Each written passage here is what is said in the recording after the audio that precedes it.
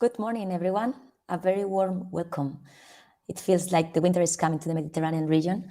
And we are here today, very happy to host the third session of the EIT Community Water Scarcity Teaching Series in the framework of the InnoWise Scale program. My name is Patricia, and I'll be moderating the session today. First of all, I would like to give a special thank you to Carmen Galindo. She's the project manager of EIT Food and coordinator of this initiative on water scarcity. And you will meet her very shortly. Before we start, today we are celebrating the EIT Food event, which raises a key debate question. How can we ensure water quality in food production? We know that the agri-food sector is one of the biggest consumers of fresh water and therefore a big producer of wastewater. So today we have the opportunity to discover the people behind the innovative solutions to tackle water scarcity and these challenges to improve the use of available water resources. So a very important topic and a very special program that Carmen will tell you in more detail right now. So Carmen, the floor is yours. Thank you very much, Patricia, and thank you everyone for deciding to start the week with us. It's not easy to join an event that early in a Monday. So I'm gonna share my screen very soon. No, not yet. So now we have it. So I was saying thank you very much for starting the week with us and welcome to the third session of the InnoWise Scale competitions. This is an initiative that is promoted and part of the European Institute of Innovation and Technology. And to give you a little bit of context before we go to find out what is being done to tackle water scarcity. So the European Institute of Innovation and Technology is Europe's largest innovation community, focusing on supporting entrepreneurs, innovators, and students all across Europe. Is divided in several communities, each of us focusing on different societal challenges. For instance, EIT Food, the community I represent today, is made out, it brings together a broad network of key industry players, research centers and universities, startups, etc., that are working together to transform and make the food system more resilient and transparent. So that's just to give you a hint on who are we and now specifically what are we doing? What are we doing here? Why are we here today? So this initiative on the EIT Community Water Scarcity is looking to find solutions to tackle water scarcity, especially in Southern Europe. For that purpose, several of these EIT communities, Climate Kick, EIT Digital, EIT Food Manufacturing, and several of our partners, Athena Research Center, BioAzul, and TUDELF, have joined forces in this multidisciplinary initiative that is looking to find options to deal with water scarcity. Why? I think this picture can be more updated, but I think this picture speaks by itself.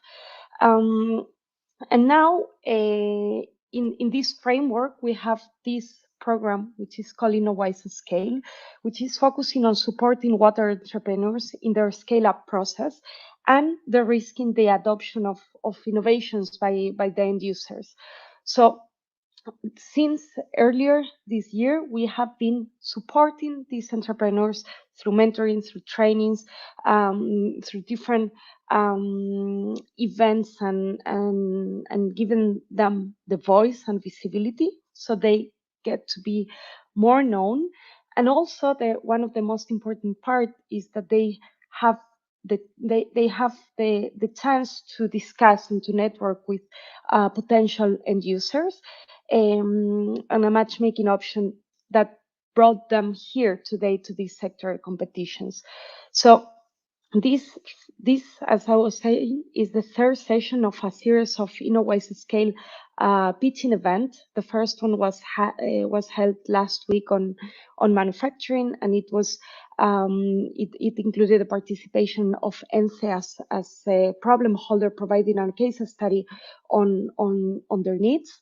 The second one was held on Wednesday by Climate Kick, and also in collaboration with the YAP. Here today, we are focusing on the needs of the agri-food sector, and we will have shortly after this presentation an introduction to the case study presented by Familia Torres here. And tomorrow and Wednesday we will have more, so stay tuned to the end of the competition to know more. What are we gonna be seeing today? So we will be having several innovators presenting their solutions to water scarcity, and they will be evaluated focusing on their innovation and impact, the potential impact that they have on water scarcity by very high-level juries. I want to say already thank you to Aven, Tarjana, and Annelies to join us as jury members in this panel, and a third prize, a special prize, which will be a voucher of 30,000 euros to implement a demo case in this particular competition together with Familia Torres. This is one part of what we are doing. In the water scarcity program, we also collaborate. We do many other actions. So we've been collaborating with over 45 experts in the past 3 years. We have delivered several publications and seminars. Also, we are focusing on promoting and building capacity in different industry and sectors. So we have workshops and we are building a MOOC as well. And we have been promoting and creating awareness through different activities that have reached over 15 million people in the past 3 years. This was just in case you want to meet any, or you want to know a little bit more about anything, you can always reach any of the people of the team. You have here the slide. And having said that, I give back the floor to Patricia, so we can continue with the session and enjoy these teaching awards. Thank you, Patricia. Thank you, Carmen. I think you gave a very good overview and already a good start to the next session of today. So I would like to welcome Mireia Torres. She is Innovation and Knowledge Director at Familia Torres. Hello, Mireia. Hello, how are you? Very good. Welcome here. And well, I just want to present that Familia Torres is a family business with 5 generations dedicated to wine and vines. So I'm really looking forward to hear more about your case, the challenges that you presented, and a bit of a hint on what's coming in the future. So feel free to share your screen, Mireia. Yeah.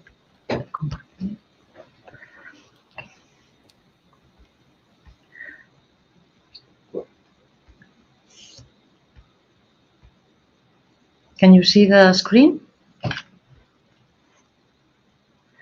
Can you see the screen? Yes, we can see it. Perfect. Okay, so I'm going to do a short introduction of the family company. Recently, we celebrate the 150th anniversary. The company was founded, it's a family company that was founded in 1870. Nowadays, we're working the 4th and the 5th generation in the company. And we have wineries in Chile, in California, and then several wineries in Spain. So we are located in Catalonia in 4 different places. And also we have a winery in Ribera del Duero, in Rioja, in Rías Baixas, and 2 in Rías Baixas, and then in Catalonia. So here you can see the several wineries. And now the main winery in Catalonia is located in Mas la Plana, in Penedès. Nowadays, we are exporting to more than 150 countries. We represent 30% of export share of Spanish wines in the Torres price category, and the last turnover was 243 million euros. We have more than 1,100 employees in our world. And we received recently the recognition of the best Spanish wine importer in Betain and Dissolve, the Green Company of the Year in the Drinks Business Greens Awards, and also the most admired wine brand 2021 in Drinks International. So we have a program in order to be more sustainable that is called Torres and Earth. And from 2008 to 2020, we decided to reduce 30% our carbon dioxide emissions. We achieved that number, and nowadays we want to reduce it to 60% since 2008 in 2030, and we want also to be net zero in 2040. So when we are analyzing the carbon footprint, we are taking into account the scope 1, 2, and 3. Scope 1 is our own production. Scope 2 is the energy that we need for this production, and scope 3 is all the distribution and also all the suppliers. As you can see here, our main work now is in scope 3, because here is where we have much more emissions. That the incidence in the carbon footprint is higher. But here today we are going to talk about water. No? Nowadays we have different or several water ponds in the different wineries that we have around Spain and Chile. And also we have invested in solar power. So with the last investments, nowadays we are going to be able to produce more than 50% of the energy that we need in the winery. And also we have invested in biomass boilers, where we can also generate approximately 50% of the energy that we need in the winery. Of course, also we have invested in the different buildings in order to reduce the consumption of energy.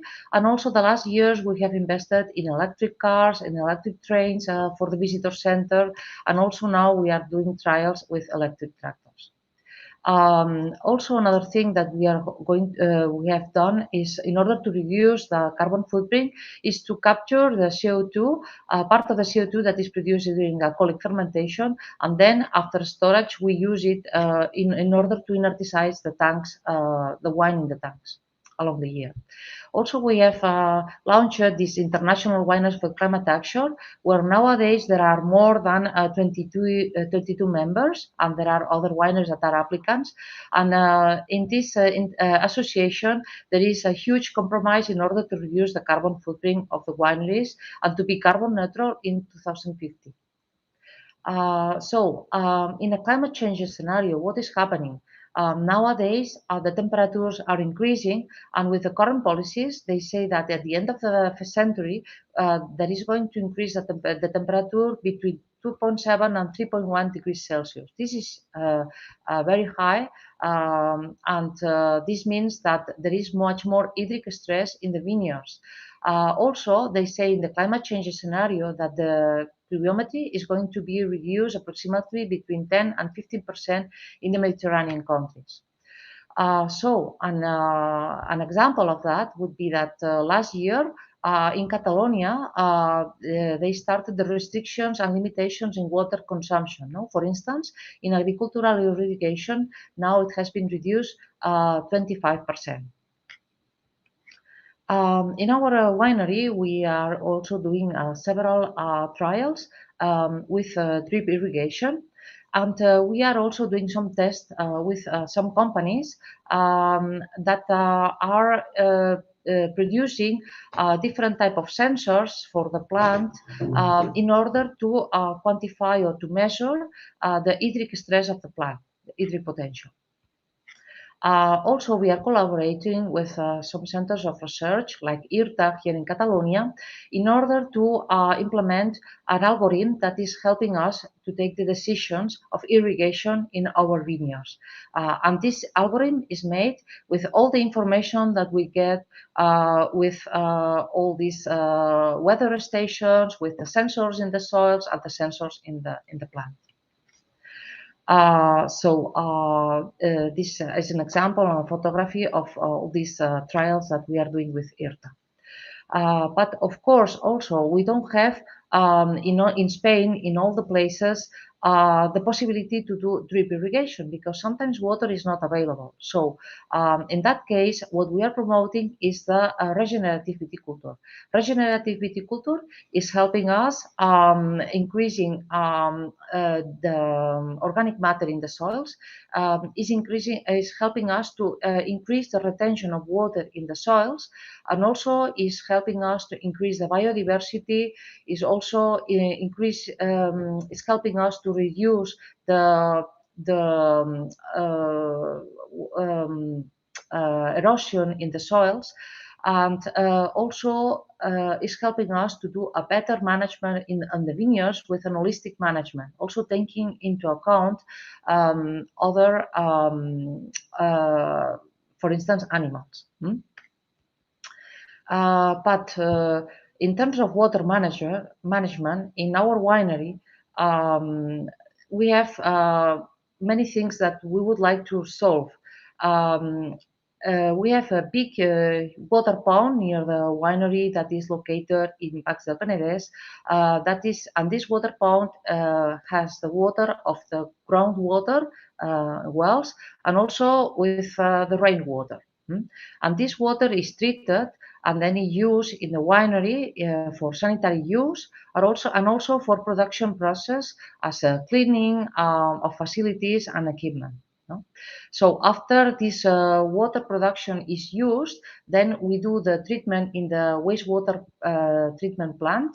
And after this wastewater treatment, there is approximately between 25 and 35 of water that is regenerated, and we can reuse it again in the winery.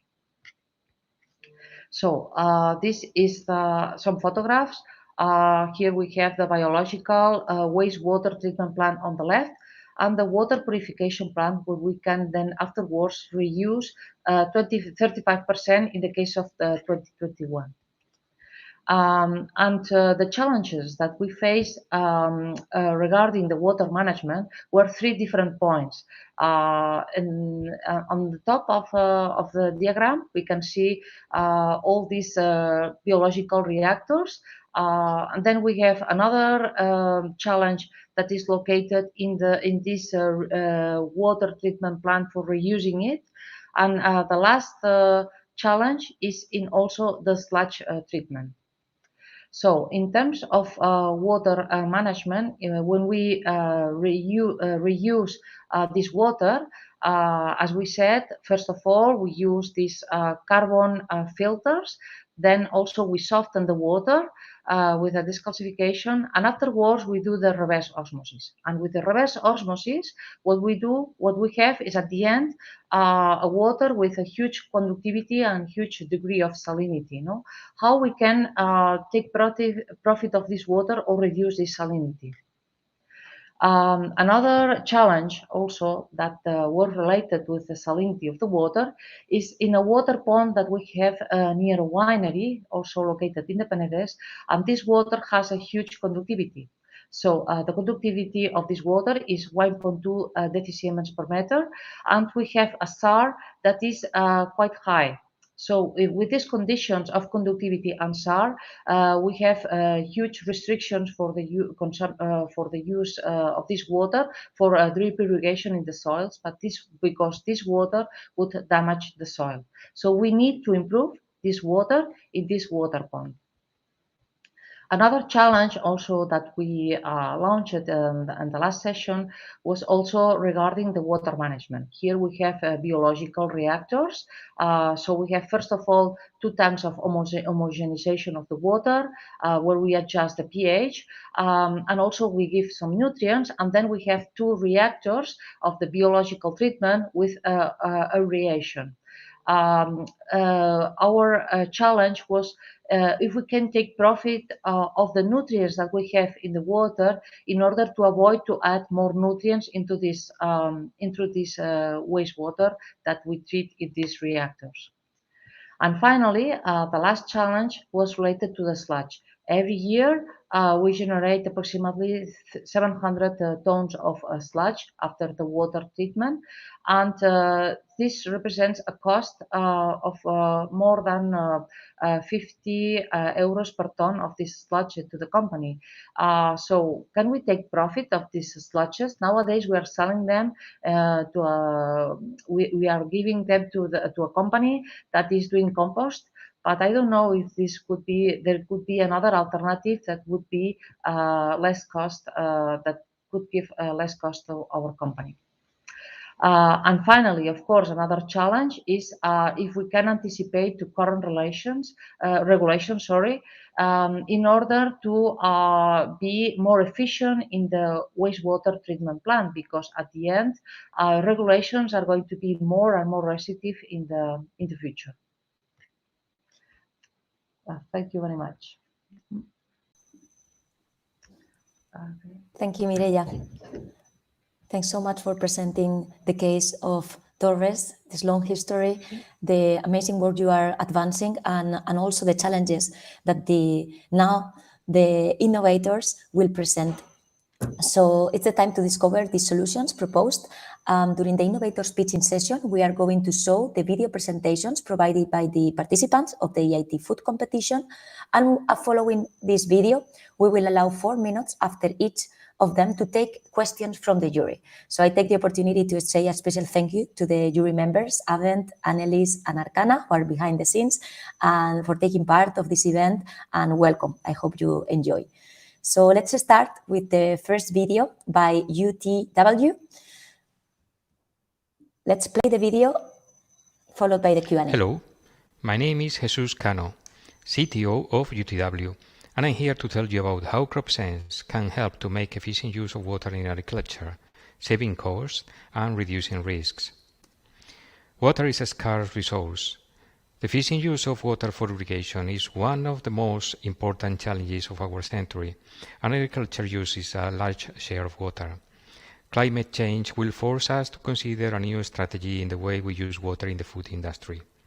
Water scarcity will increase the cost of irrigation, and here is where CropSense comes to help. CropSense is an easy-to-use tool that, using remote sensing and agrochemical data, offers the best irrigation recommendation. It also gives information about the health status of a crop. The 3 pillars of CropSense are save water, reduce cost, and reduce risks. Our proprietary technology calculates crop water requirements daily using satellite imagery. But satellites have very low spatial resolution, meaning there is a limit to the benefits that you can achieve using them. We could use drones to have a better resolution, but flying them regularly will be costly. CropSense can increase the resolution of the satellite imagery by using a trained AI. The picture to the left is a satellite photo of a crop. The right one uses CropSense technology. By being able to identify the trees, we can save water. Water saving can reach 30% of traditional watering methodologies. In order to make it user-friendly, we provide the water needs for each watering sector, just what the user expects. CropSense is capable of more. Current functionality includes health monitoring of the crops and variable rate dosage maps to achieve the best yield with the least amount of fertilizer, saving risks and saving money. CropSense has been designed from the beginning to be integrated into third-party platforms, and therefore we have created an API with access to all these features. With an investment of just 30 euros per hectare, CropSense can help to save up to 800 cubic meters of water and up to 500 euros per hectare per year. CropSense is a software as a service business model with an annual or monthly subscription. We also offer a service to third parties through API, an agreement with various industry partners. Of course, we have competitors. CropSense stands out for them in terms of technology, flexibility, and ease of use. CropSense is unique in its focus on woody crops such as vines, citrus, and olives. CropSense aim is to become a reference in the market, and to this end our plan is to grow through alliances with third parties to establish ourselves in the Latin market and at the same time to incorporate the specific functionalities for third parties. Market size for precision farming is growing. The need of a better use of resources and the demand of the society will make the global market grow from 6 billion to 20.36 billion. In Spain only, the potential market for CropSense is 70 million euros. Finally, CropSense IRR will be 22%. This is an excellent opportunity for investors. Finally, the team behind CropSense. I hope this presentation has helped you to get to know our proposal better.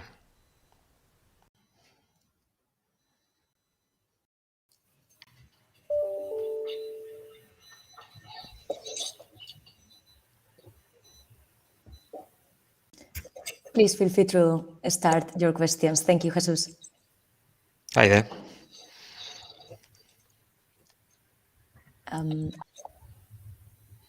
Let me ask the first question. So there are lots of companies in the space that are doing precision irrigation. Can you explain what is unique about your technology versus some of the competitors that already exist in the space? Yep. We use remote sensing. That's not new. The difference is the way we approach the problem. As I said in the presentation, there is two ways of approaching this problem. One is using satellites. The other one is using drones.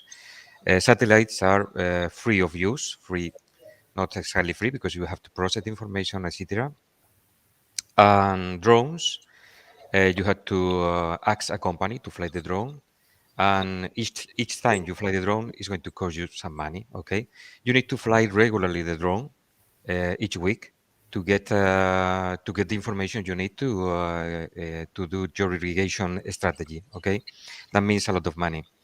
So our proposal is to fly the drone only once. Okay, because we have trained an artificial intelligence that has learned how the vines or how the crops grow. And it can extract from the satellite, once we have flown once with the drone, it can extract the information from the satellite imagery up to a precision that is similar to the drone. So we can reduce the cost. We can increase the resolution of the satellite imagery, and we can reduce the cost to only one flight plus the service. Okay, thank you. Hi. Hi, a question from me. With the drones and the scaling up, and what are you going to need in each country in order to scale up? Well, we need to fly the drone, okay? But we don't have to fly the drone ourselves. The farmers, if the farmer has a drone, they can fly the drone. They can upload information to the platform, and they will get the information for irrigating their farms. Or they can ask a third-party company to fly the drone and to upload information to the platform as well. So that's a way we can scale up. Okay, great. Thank you. A question from my side. I saw internationalization mainly in Chile and Mexico, if I'm correct, from the presentation. Yep. Is that based on language, or is there more? Where is the potential basically internationally for your product? Yeah, This came as an opportunity for another project, an international program that is helping small companies like us to reach these markets. So they were focused. It's an European initiative as well, and it's focused in LATAM and specifically in Chile and in Mexico. They are putting us in contact with companies and actors that are interested in our platform. And where is the biggest potential? Because that's an opportunity, but have you what's the biggest potential for your product? I think it's in all of LATAM and in the Med. I mean, it's potentially you can use it everywhere where you have a watering needs and watering problems. Okay. Um, Chile has a is very well known for the vines. Agriculture there is very efficient and they have developed uh, strategies very advanced, and they are very receptive to our technology. Thank you.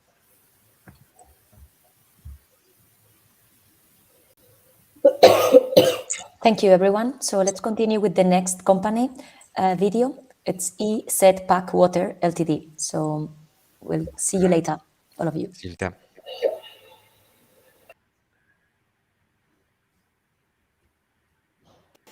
Hi, my name is Alex Arel and I'm the CEO of EasyPack Water from Israel. Thank you for the opportunity to present EasyPack in the InnoWise project. Drought is everywhere, all over the world. Agri-land become drought land and cannot be used for agriculture anymore due to lack of water. Farms are closed and local water resources are overused and became with high salinity. So we need to provide clean water supply to rural communities and small agriculture. Two situations are needed to be addressed. One, that water is available but needed to be treated, for purified or desalinated in order to be used, or there is no water at all.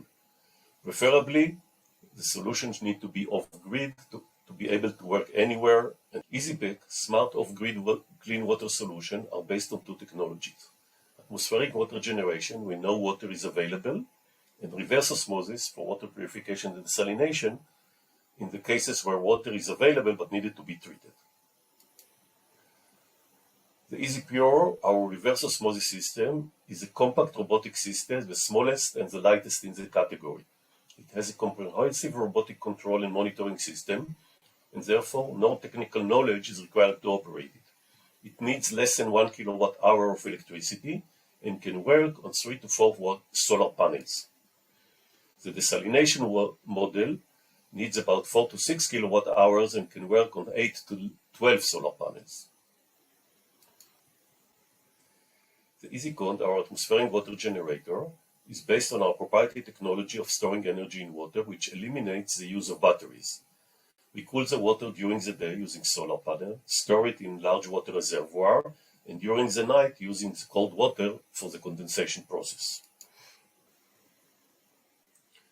Future demand on water for drinking mainly requires up to 40% reallocation of water resources, mainly from agriculture.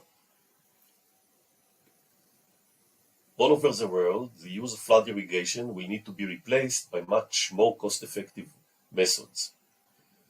Agriculture water scarcity is expected to increase in more than 80% of the world croplands by 2050. Therefore, clean water off-grid solutions need to be applied. Our business model based primarily on selling product.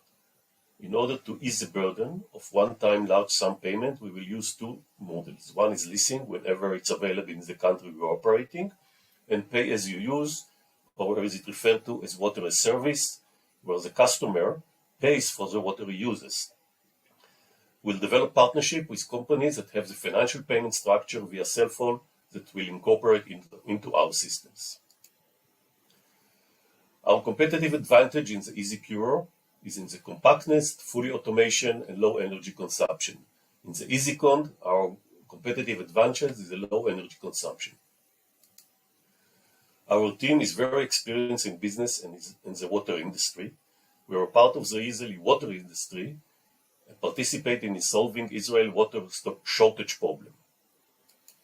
The SDG indicators that we address are number 6, clean water and sanitation, and number 13, climate action.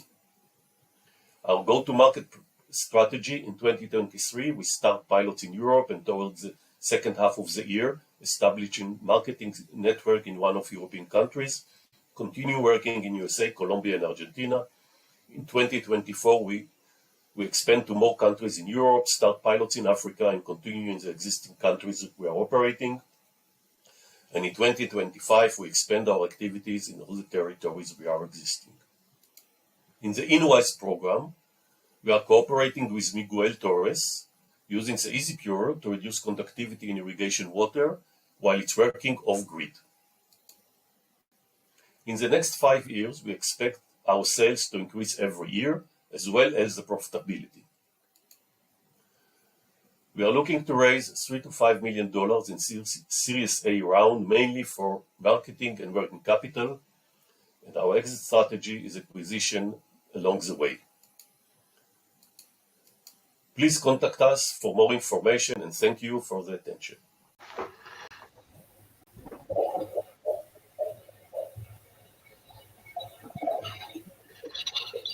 Great presentation. Thank you. What are your constraints to scaling this? And what will determine how fast you can scale up to what you showed in one of those last charts?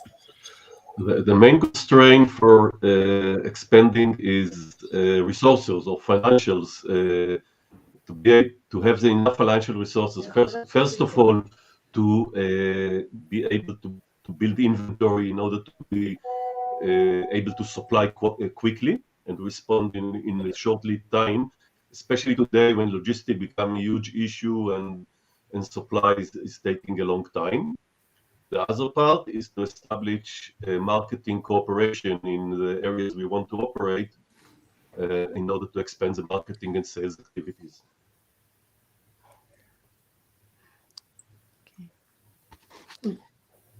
Question from me. I agree that you're going to need the marketing and getting the stuff to the right place. But what about support? That's always, I think, an issue with young companies is supporting hardware, because all hardware goes wrong and someone has to fix it.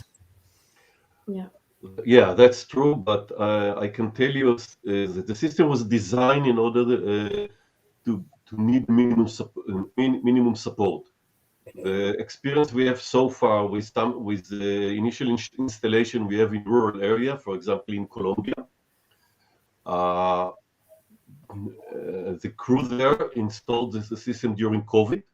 We couldn't travel there, so we did all the training and explanation via video and online, and the system is working perfectly with no problem. Our system was designed in order to be robust and minimal maintenance support.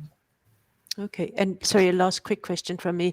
Where you say there's like a large payment up front, or depending on the water usage, but what sort of size does it become viable? What size does the farm need to be before it becomes viable for them to use this? Oh, actually, it's any size. We have now a program in South Africa where we're looking to implement it in family agriculture. So the way it's going to be, we'll aggregate several farmers together according to the amount of water they need. Great, thank you. Question for me. You have very ambitious numbers to scale. What is this based on, and what's your competition? So when in the presentation, when I talked about the competitive advantage, there is competition, of course. There is two major things that distinguish us from the competition.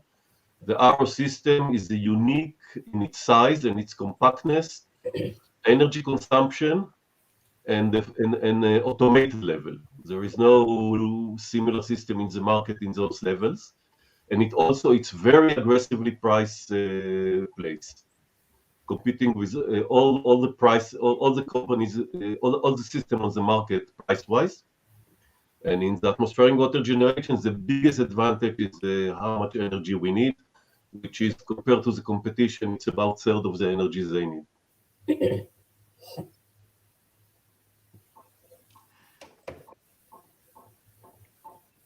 Thank you. Thank you so much, everyone, and good luck, Alex.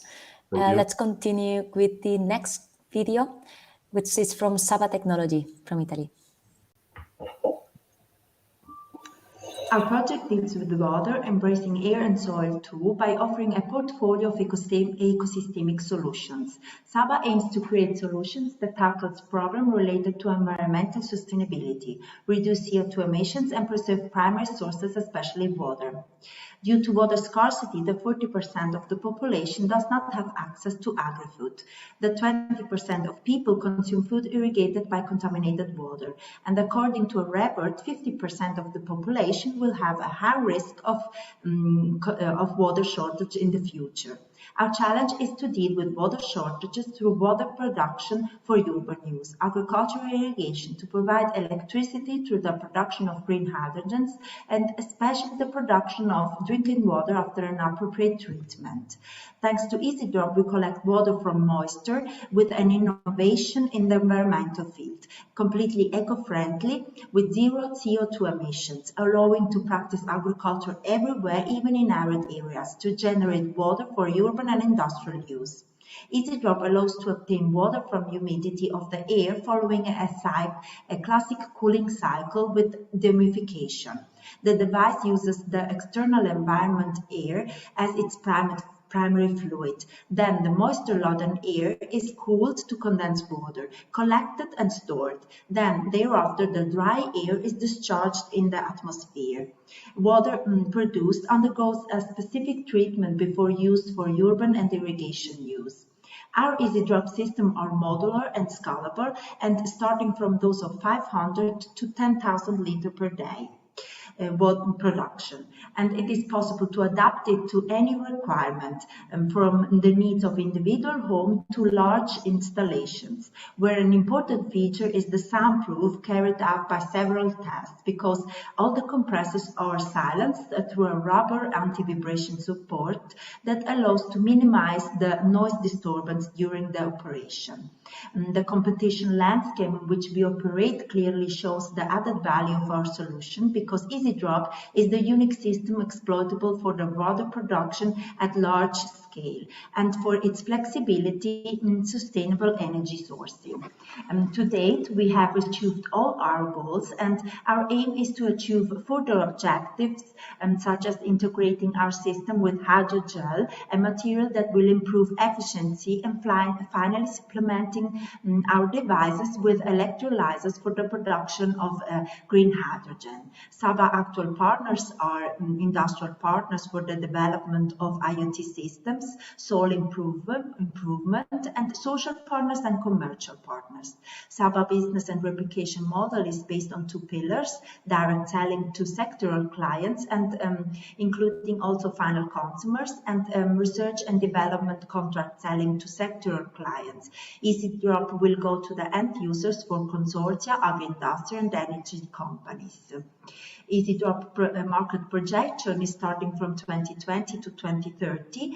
It is targeting 50 million turnover for only this device. Of course, during the next 10 years, Saba will implement the other complementary devices, which will be part of Saba's portfolio and will contribute to the achievement of these ambitious objectives for EasyDrop.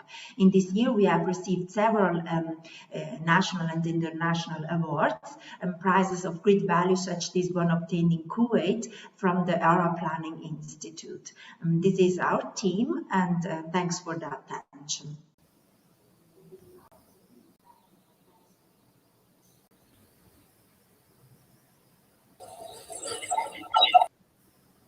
Starting with a question, also again ambitious in what you want to achieve. Do you have your own capital, or do you expect to have capital needed in the future from investors? Now we have at the moment our funds and our internal funds, but we achieve another funds and other enters on the money. Yeah, but there's a difference between capital, venture No, capital. At Have the you been moment, thinking of that already? we have private investor that invest on our project, but our objectives to obtain other funds like other interests and other projects like a letter for interest from other parties. Thank you. And Antonio, hi. What do you see as Hello. the biggest sort of pushback from the markets? Where do you see the issues that the markets might have with the product? Our prospect is that in the world, the need of water is the essential need and is usable for anything, starting from agriculture, starting from urban use, industrial use. If we think these places like Africa and arid zone that haven't water at all. So it is a device that can be used for everything, starting from urban use to industrial use. Okay, thank you. Yeah, I have two questions. In sort of dry areas, is there a minimum amount of atmospheric humidity you need for the system to Yes. work? This system functions if the humidity up to 20% of the humidity in the air. So it functions better if humidity is high. Okay. And then the second question was this certainly solves the water problem, but in terms of the emissions from the unit itself, have you looked into that, particularly if the grid is not And what kind of emissions? I understand. of the production of the machine, the running of the machine? How it functions in these terms? Yeah, the carbon emissions, I mean, from the No, production. it hasn't emissions because it can function also by solar energy. Okay. So it is completely eco-friendly for the system. It can be used with solar, wind, or if we scale up with our project, our next purpose is to install the electrolyzers and produce green hydrogen. So then it is completely green. Okay. Okay, thank you.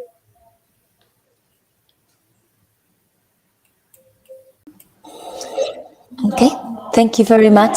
Thank you, Antonia, and good luck. Thank you. We'll see you later. See you Okay, later. so we continue with the next video from Algae Mentum from Portugal.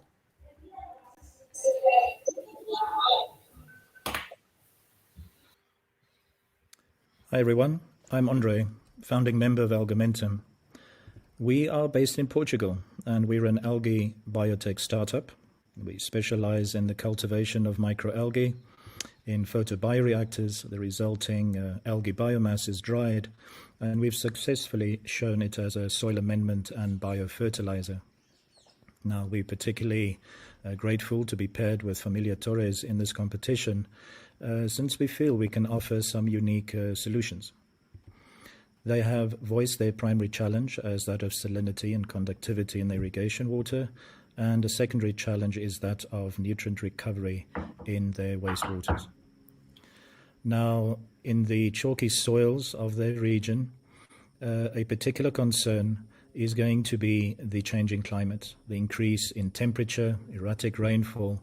There are risks that the salinity of the groundwater and the soil are going to be increasing, and this is going to certainly affect production and threaten the crop. Our soil amendment, the dried algae product, can be applied either directly to the soil or via composting. It increases soil carbon content, soil water holding capacity, can show water saving advantages. Over time, the leaching of salts will move away from the root zone of the plant, and a very healthy environment will form in the root zone. So again, focusing primary challenge of salinity, secondary challenge of nutrient recovery. We can clearly see how our algae biotech platform can assist in this process. It can process 40 cubics of wastewater per week, whether that's the saline or the wastewater in either case, and produce over 7 tons of dry matter. Salinity can be reduced upwards of 30%, and high rates of removal of nitrogen, phosphorus, and other persistent chemicals present in the wastewater treatment. Our particular platform, using circular and systems thinking, has reduced the market cost of CapEx right down to where it is most affordable to lease out to clients or even clients to purchase it themselves. Ask us more after this presentation about our business model.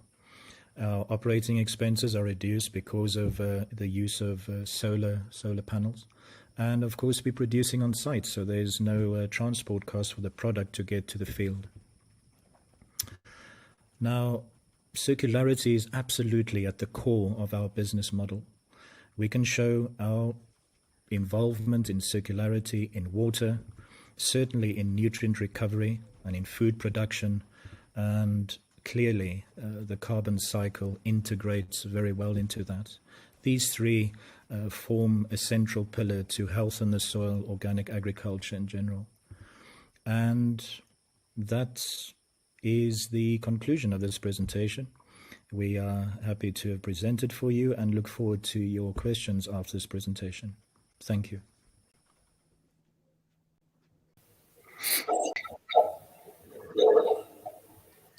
Thank you for the presentation. I will take the easy route. Tell us more about your business model. Thank you for that. So, in this sector of entering into nutrient recovery and circularity, it's very much about a personal relationship and a very customized relationship to the client. So in this case, organic agriculture or viticulture is really interesting for us. It's a field that we're familiar with, have many years of experience in organic cultivation as a hydroagronomist. So when the client, Familia Torres, says that they are wanting to address salinity, that is something that microalgae can certainly address.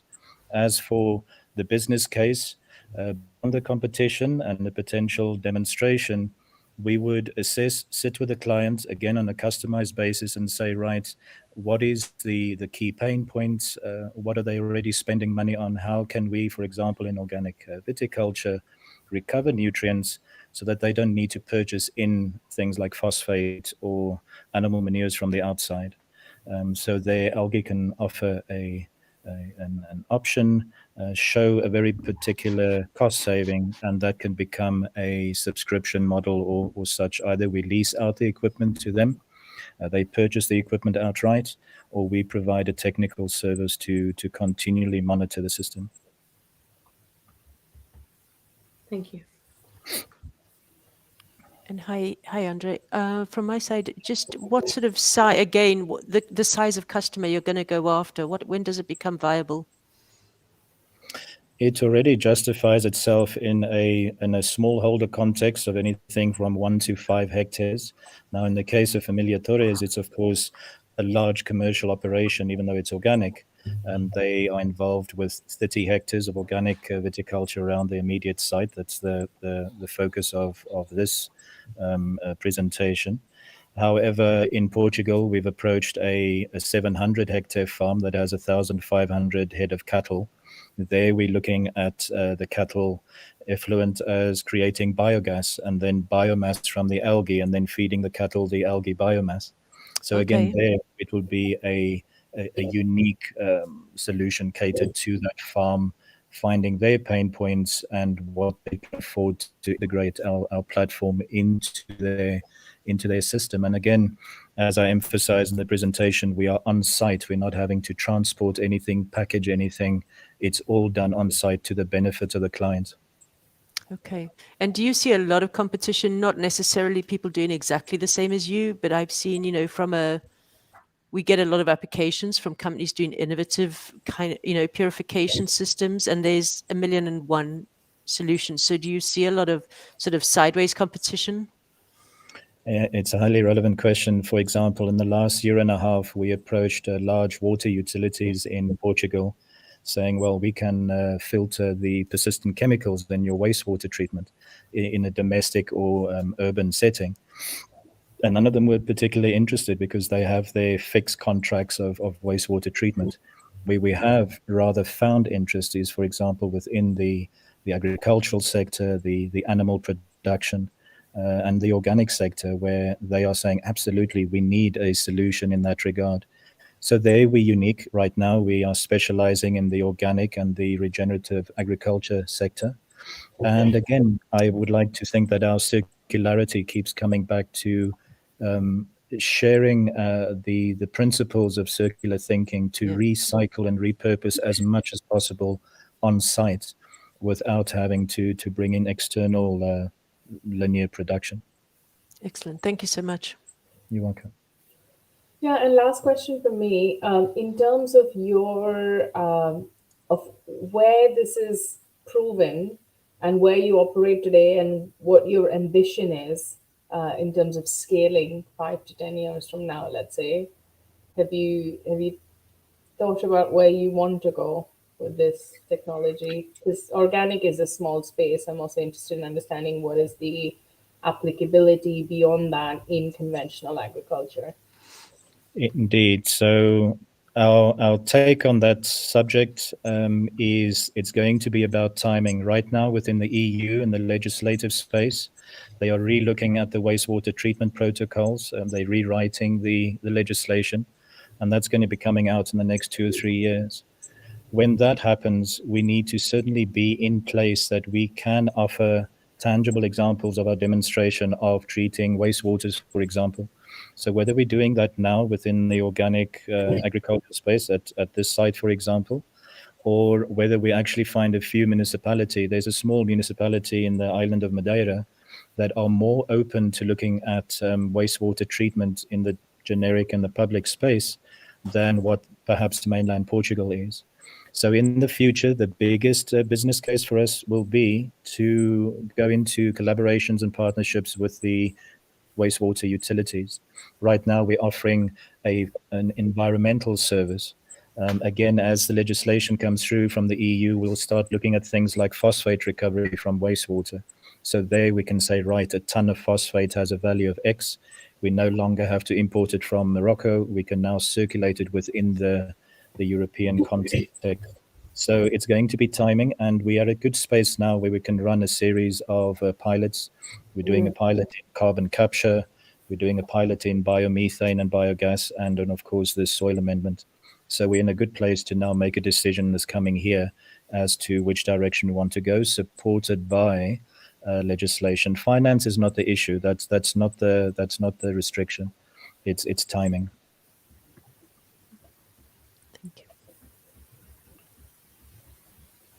Thank you. Thank you. Thanks a lot. Thank you so much. Thanks, Andre, and good luck. We'll see you later. And for now, we're going to take a short break, 10 minutes break, and we will see you back at 10 past 11 with the next round of companies presenting their solutions. We have another 4 to present. So we'll see you in 10 minutes. Thank you so much, everyone.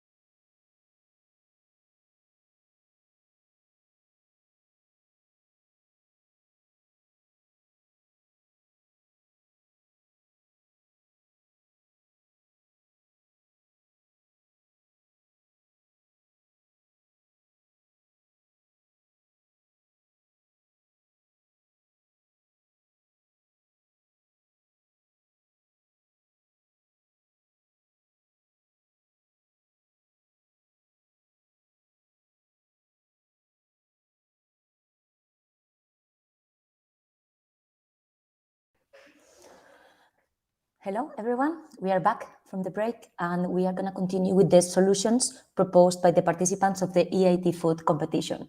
So I would like to show the video from Planet from Italy, followed by the Q&A with the jury. Good morning, I'm Giulia Berni and I'm representing the Planet team.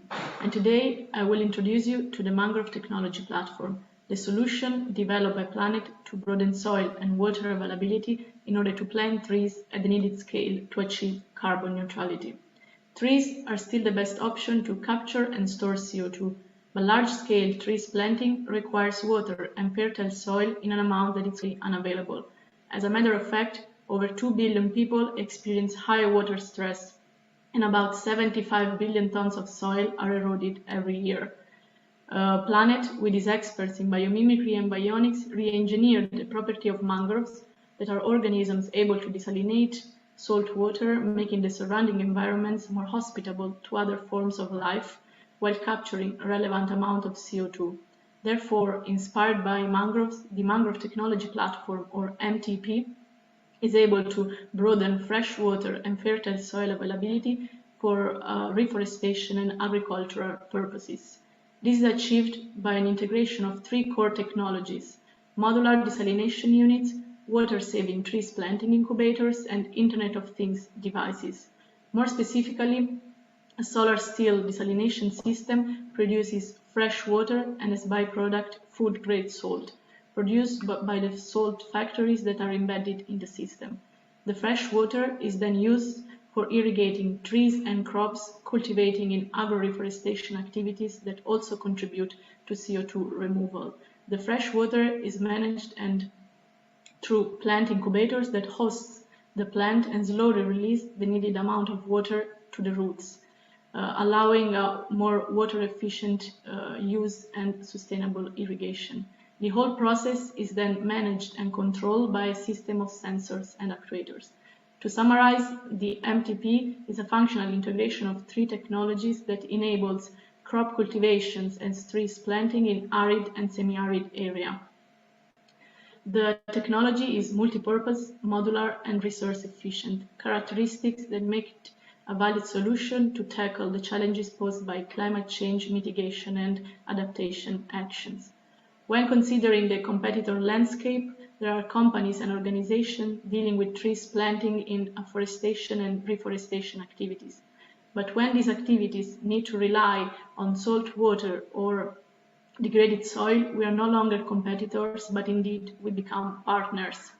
So far, we've invested about 1 million euros to achieve the technology readiness level 7, operating the first real-scale mangrove facility in Tinos Island, Greece. We have currently finalized a collaboration study in Oman, and we're working for new pilot facilities in Malta with the Water and Energy Agency and in Malaysia with the University of Nottingham. We are planning to invest additional 300,000 euros to achieve the technology readiness level 9 and enter the market in 2023. We are now looking for partners for new pilot facilities in order to keep collecting data on the technology under different scenarios. If you have any questions, please don't hesitate to ask them. Thank you.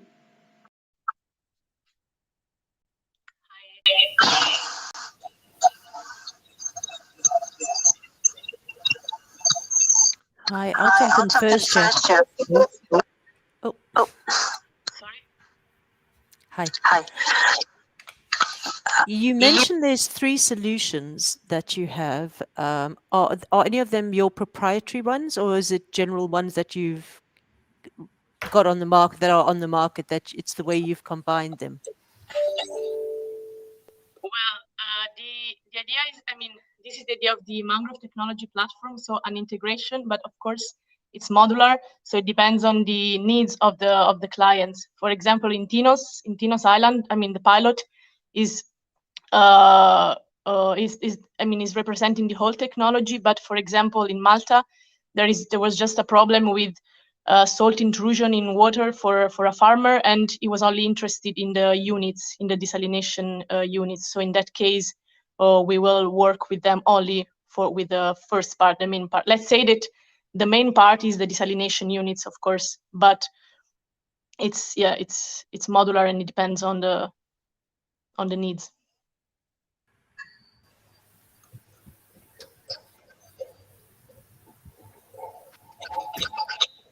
Hi, Julia. Is that Planet's technology that you've developed in house and that you own, or is it available on the market? It's not currently available in the market.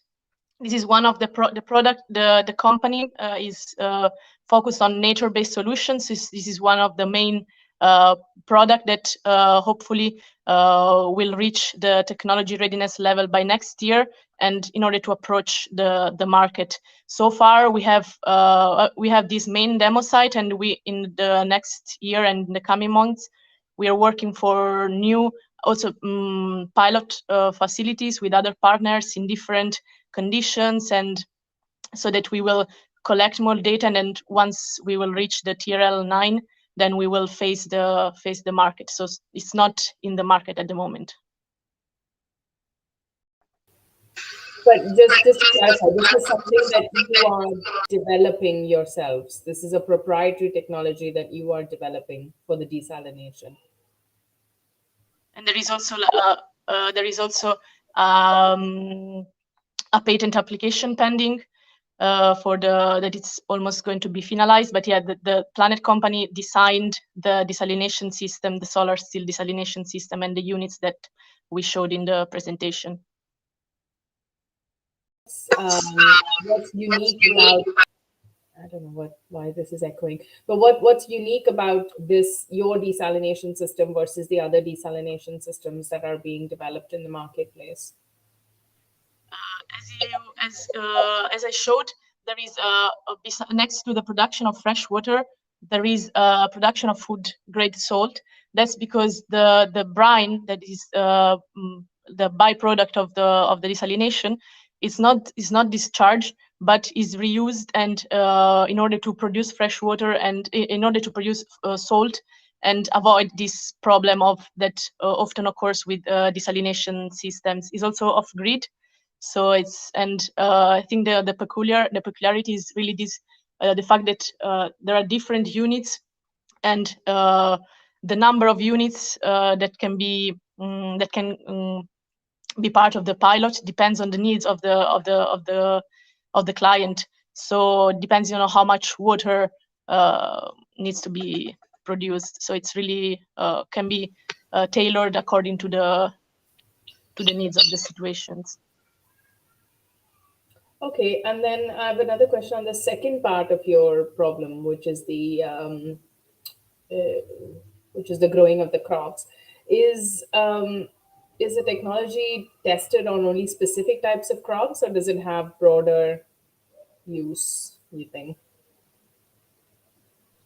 Well, for example, in Tinos, there is it's now used for irrigating like a greenhouse where there is like tropical fruit. And this is done so that there is a local farmer taking care of it, and it's destined to the touristic infrastructure, so that these are the products that don't need to be imported anymore, but can be grown locally. But of course, depends on the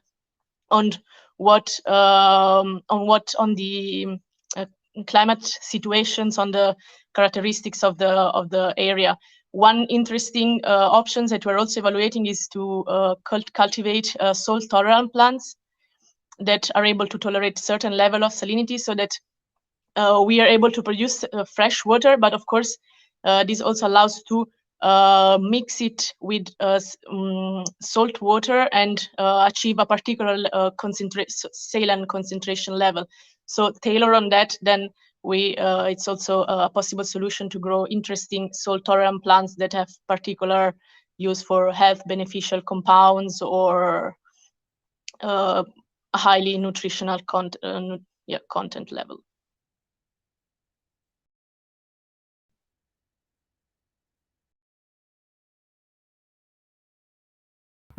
Yeah, unmute. Although you're still at a readiness level 8 and moving to 9 soon, shortly, I believe, do you already anticipate on entering the market and scaling up? Do you have a plan ready? Can you elaborate a little bit more on that?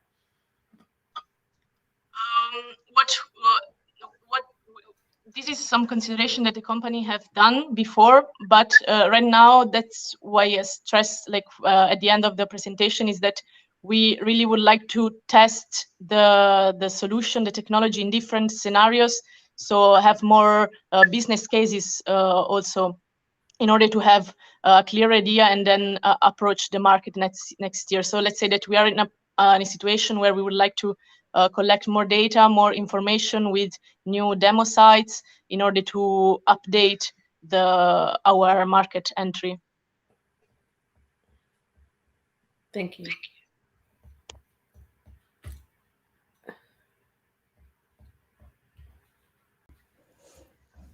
Thank you all. Thank you, Julia. Thank you very much. Good luck. See you later.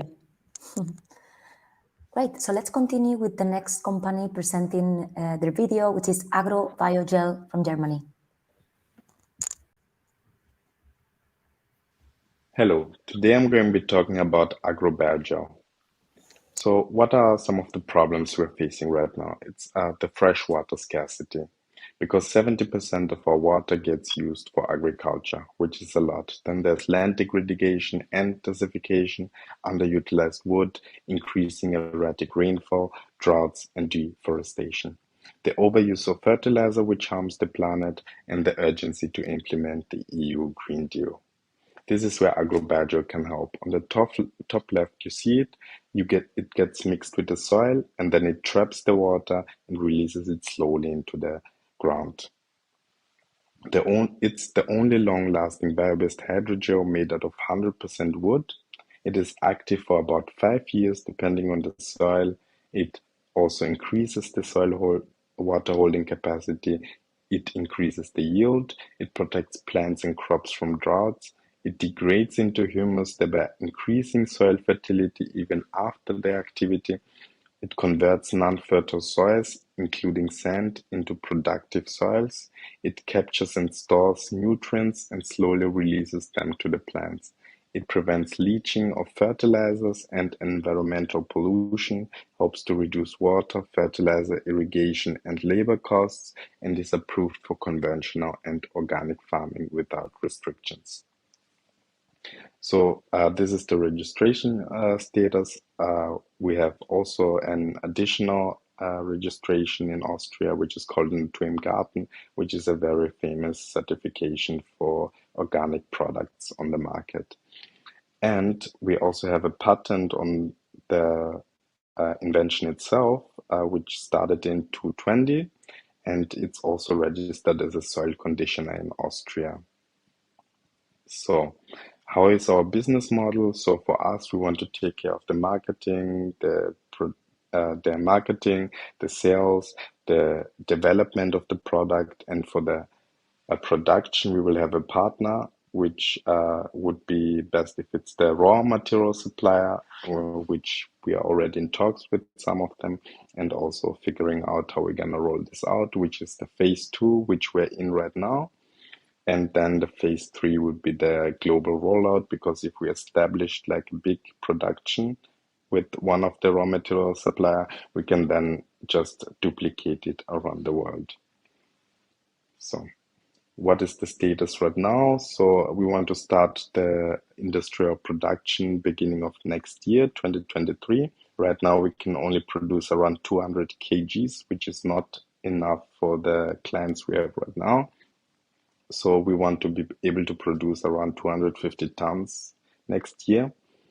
And by the end of 2023, we want to have the capacity of 1,000 tons per year, which then would be all year over with the third production hall.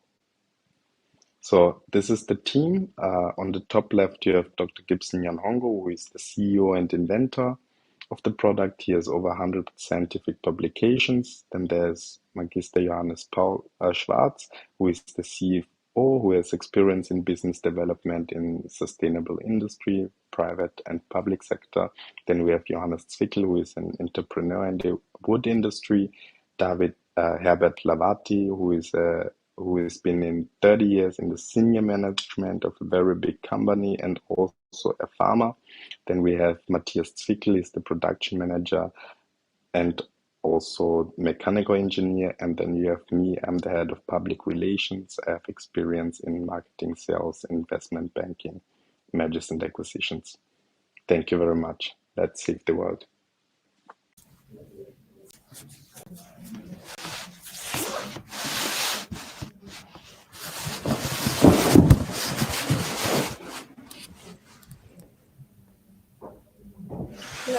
So, Can you hear us?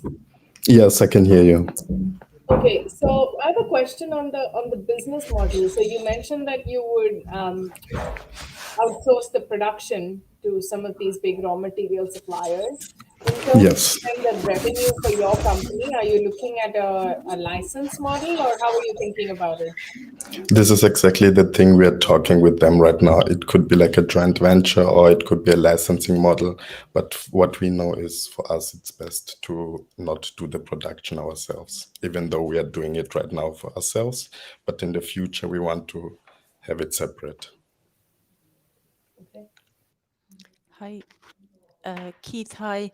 I just wanted to find out what is the kind of competition for your product? I know you're saying it's really innovative and you've got your patents, but if someone didn't use this, is there something else they use instead or something similar?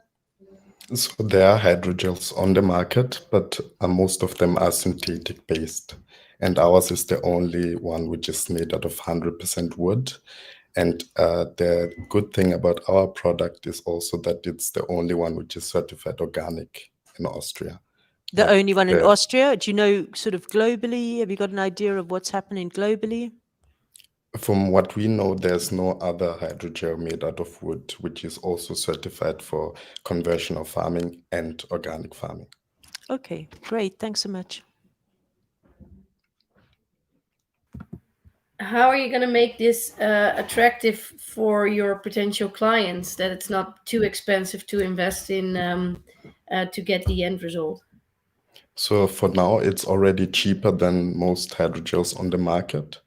But in addition to that, we want to scale our production so that we can make it much cheaper. And so we can also supply third world countries with this product and they can get it at a very low price too. So for us, it's important to be able to produce a lot so we can get the price way down.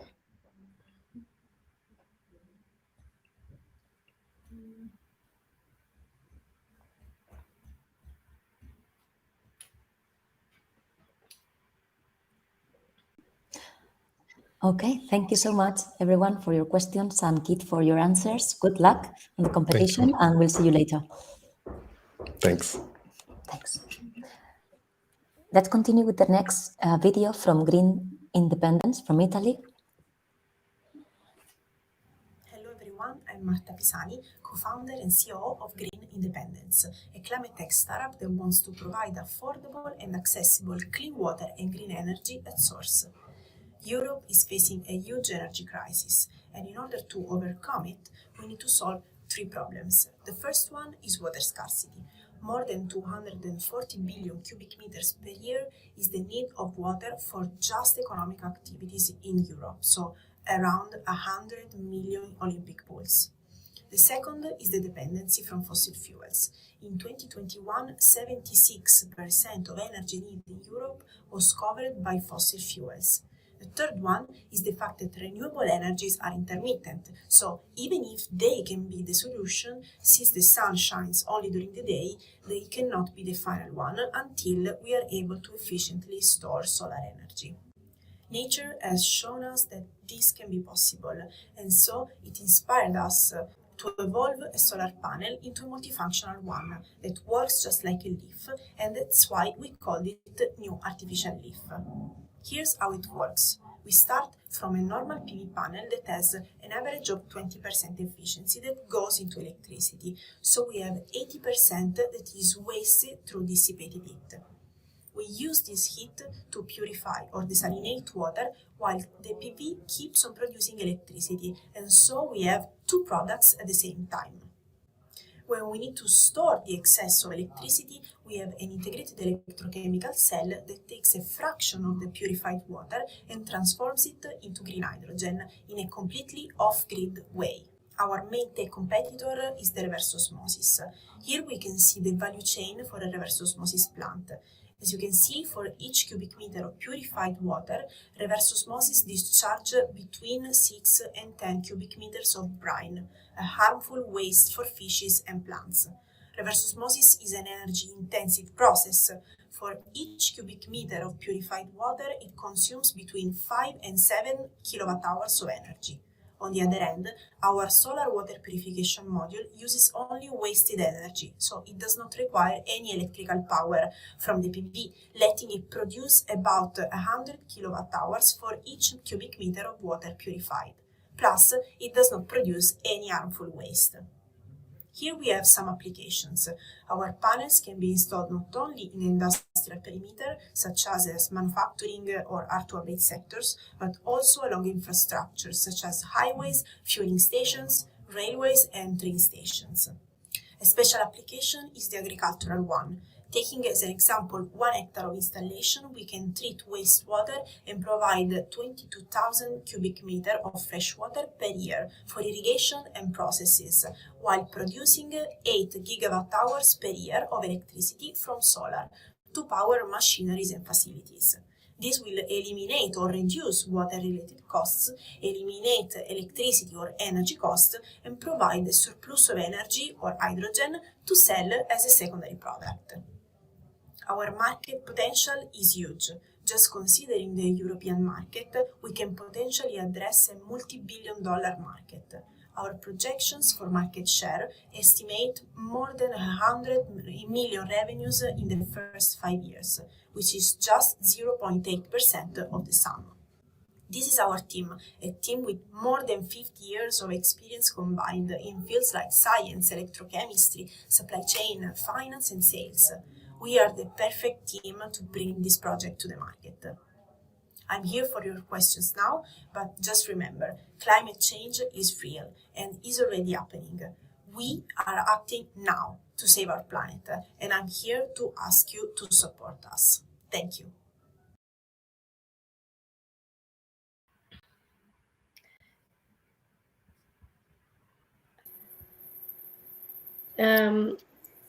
Welcome.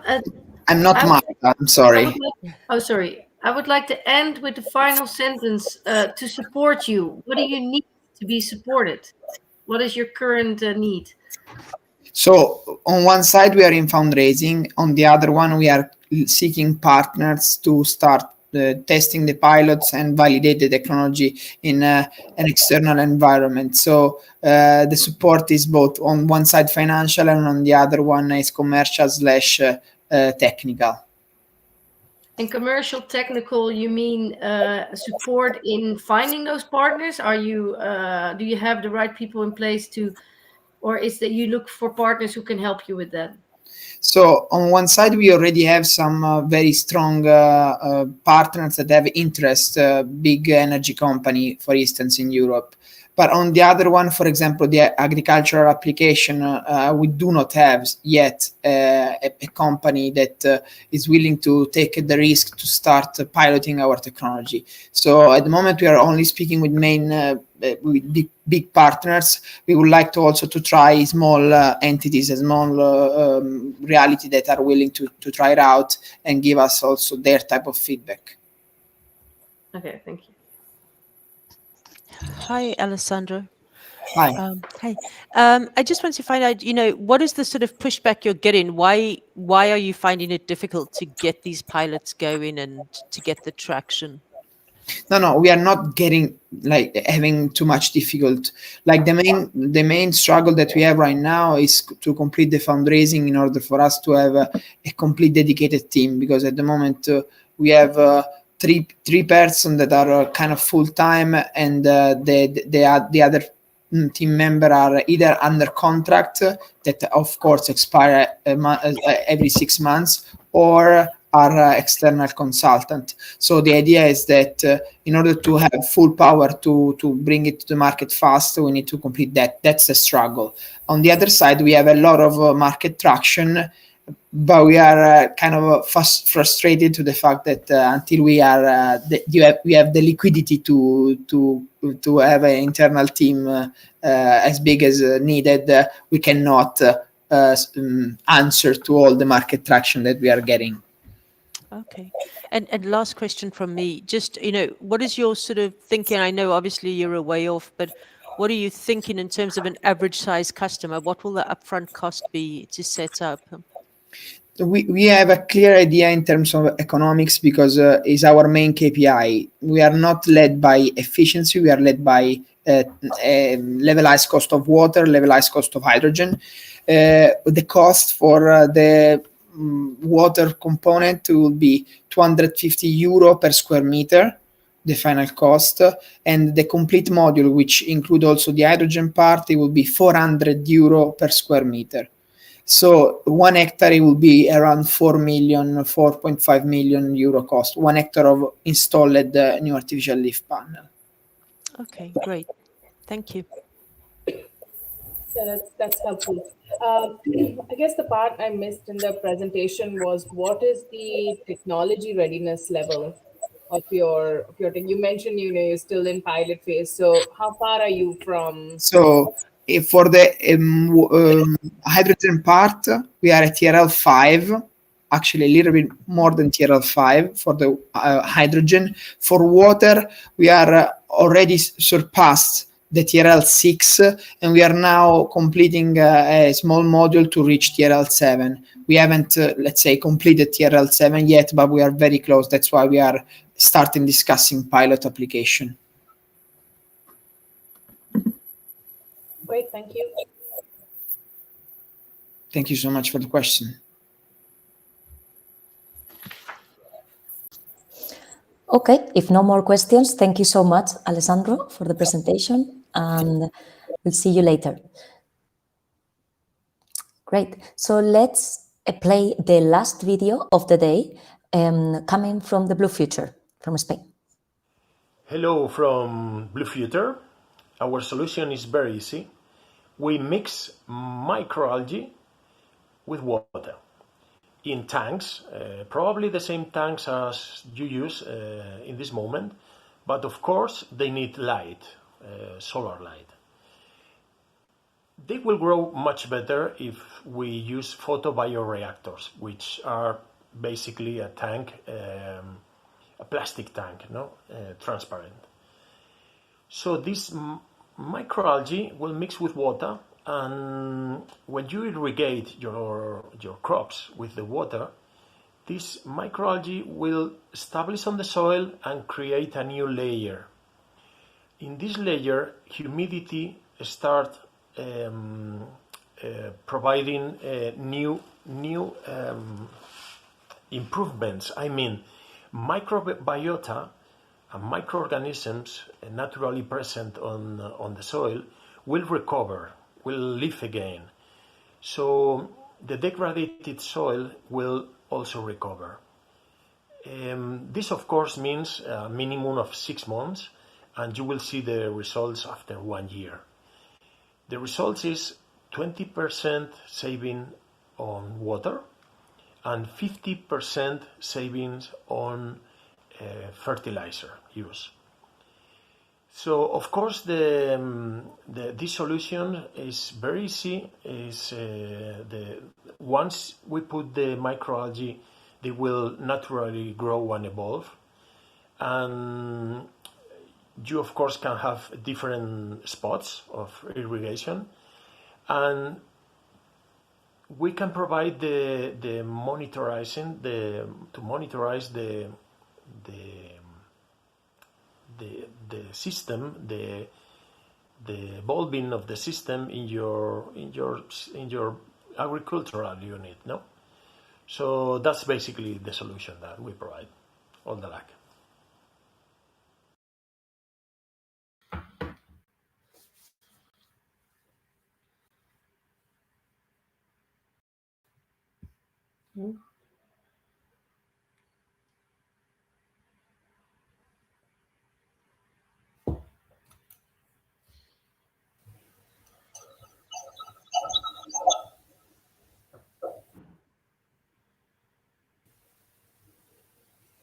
Hi, are you there? Alvaro?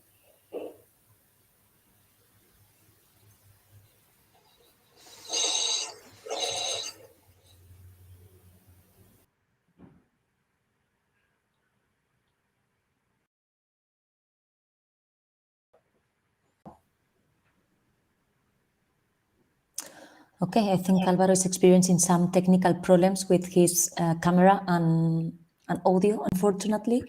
Alvaro, I don't know if you are there.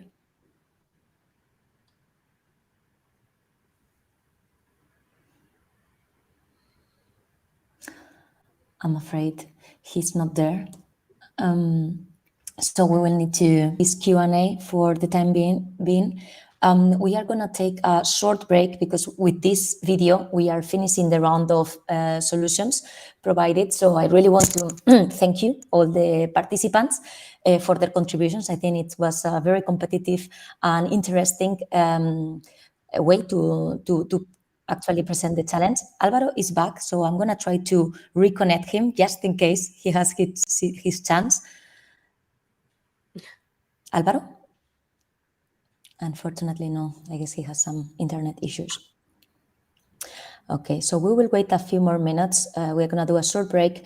In the meantime, I would like to just present that after this short break, we will continue with a short roundtable. I mean, not short, but actually very insightful roundtable from leading experts in water management and efficient water use for food production.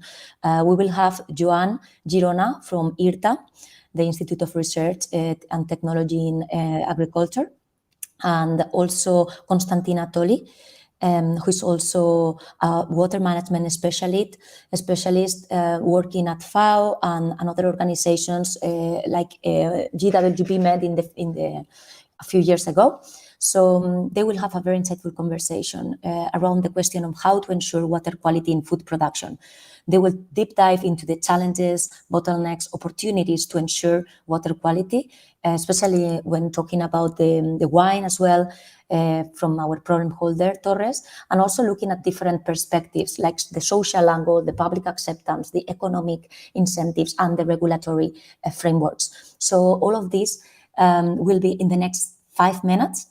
The session will be moderated by Ahmed Kopt. He's a journalist working at Al Aram, the media outlet in Egypt, and he is an expert as well in water and energy issues. So I'm sure that they are going to provide a few great key messages to take with us and to continue the conversation. After this roundtable, we will go for the award ceremony. So we will be presenting the results of today's competition. That means that the jury members and the problem holder will be giving the awards to the winners of these competitions. So I hope you can stay with us until the end of the event because a lot of insights will be given in the next hour. So let's take a really short break and we will be with you in 5 minutes.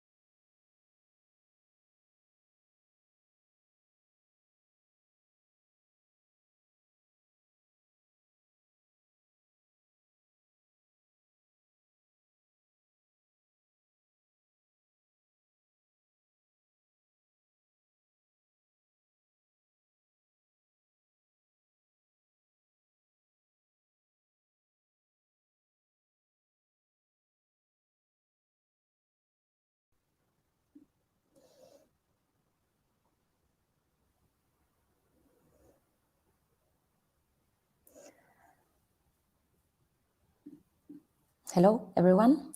I hope you are still there with us. As you all know, we are live streaming the event, and we have a roundtable with Ahmed, Joan, and Constantina. So we will proceed by introducing themselves. Ahmed, if you are around, the floor is yours to start with this roundtable and introducing yourself and the speakers. Thank you so much and welcome to the three of you. Thank you for being here. Thank you, Patricia, and thank you everyone for being here. My name is Ahmed Qab. I'm a journalist, a senior editor for water and energy, especially from Egypt, Al Ahram News Organization.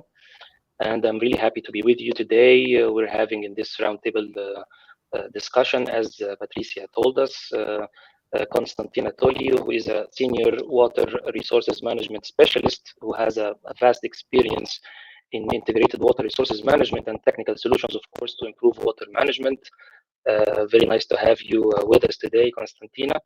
And we have also Joan Girona, who's a senior researcher at the Institute of Agri-Food Research and Technology, IRTA, who is specialized in efficient use of water in agriculture, especially with a vast experience as well. Thank you very much for being with us today. Okay, so today we're talking about innovative solutions to improve water efficiency and the quality of water used in irrigation. But of course, the end result is to have food, but we have to start with water first and the efficient ways of water management. We need to have water for food, of course. So Constantina, if we can talk about water management and water governance as essential tools, of course, for efficient water usage and the circular water cycle. Can you tell us from your experience about what is needed for a better water resources management, and if there are successful case studies that maybe we can talk about today? Yes, thank you, Ahmed. Good afternoon, everyone. Thank you. Thank you for inviting me. It is a pleasure to be in this setting and to be able to contribute from my experience. And thank you, Ahmed, for the introduction. Well, indeed, it all starts with water resources management and water governance, and whether we do have the appropriate settings and frameworks in place in order to be able to manage our resources more efficiently. So eventually, it is not about one user or even a corporate user like the case that we have here, that is indeed a very important not only user but eventually a producer and an economy contributor. So from our point of view as water resources management experts, we see that it all starts, with the appropriate institutional framework, with the appropriate legal and regulatory framework. And then, of course, we need the tools in order to do that. And we need to have in place or to utilize all the approaches that would allow us to manage our resources more efficiently. And apparently in this discussion, this consultation, and how we build these frameworks, we should have an inclusive and participatory approach. All stakeholders should be involved. It is common in several areas around the world that participation is only limited to institutional stakeholders and maybe some major water users or water supply companies or some major water users, and then not all stakeholder groups are eventually involved or engaged in these discussions, and these include not only smallholder farmers but also any other stakeholder group that might be affected, from women, minorities, ethnic minorities, youth, anyone who is involved or is eventually affected by the management of these water resources. So from our point of view, there are many, we should improve or we should have the appropriate frameworks in place. And from there on, we we start discussing whether and how we can improve and how we can utilize other water resources like non-conventional water resources, how we can reuse and then eventually find solutions that can provide more water or more safe water for irrigation and for food production. Great, thank you very much, Constantina. Joanne. Good morning. Good morning. We need water for food production. So can you talk to us about how we can use water more efficiently to improve the quality of food production? Because without water, of course, we don't have food. Yes, this is an important idea that we have to transmit to our audience. Without water, we will not be able to produce any food. And as the world population is increasing and even the type of the food that is required for the new generation is quite different from the past, we will need more food to feed our people. And to have this food, we will need, of course, more water. More water that arrives really to the plants. And this is an important idea. We have to increase the percentage of water that we deliver to our lands, the part that really arrives to the plant, the part that the plants can take this water and then produce food. And all our efforts should be directed to this direction. Of course, then, as Constantina said, if we can find another ways to find additional resources like wastewaters or recycled waters or any type of waters, it will be great. But our main effort is to produce more food with less water, because an additional thing is that with the climate change, probably we will have less water, and even the situation is worse and more critical. We will need to produce more with less. And the main idea, we need water to produce food. Without water, we will not be able to produce enough food to feed our people. More food, and we have to use it more efficiently.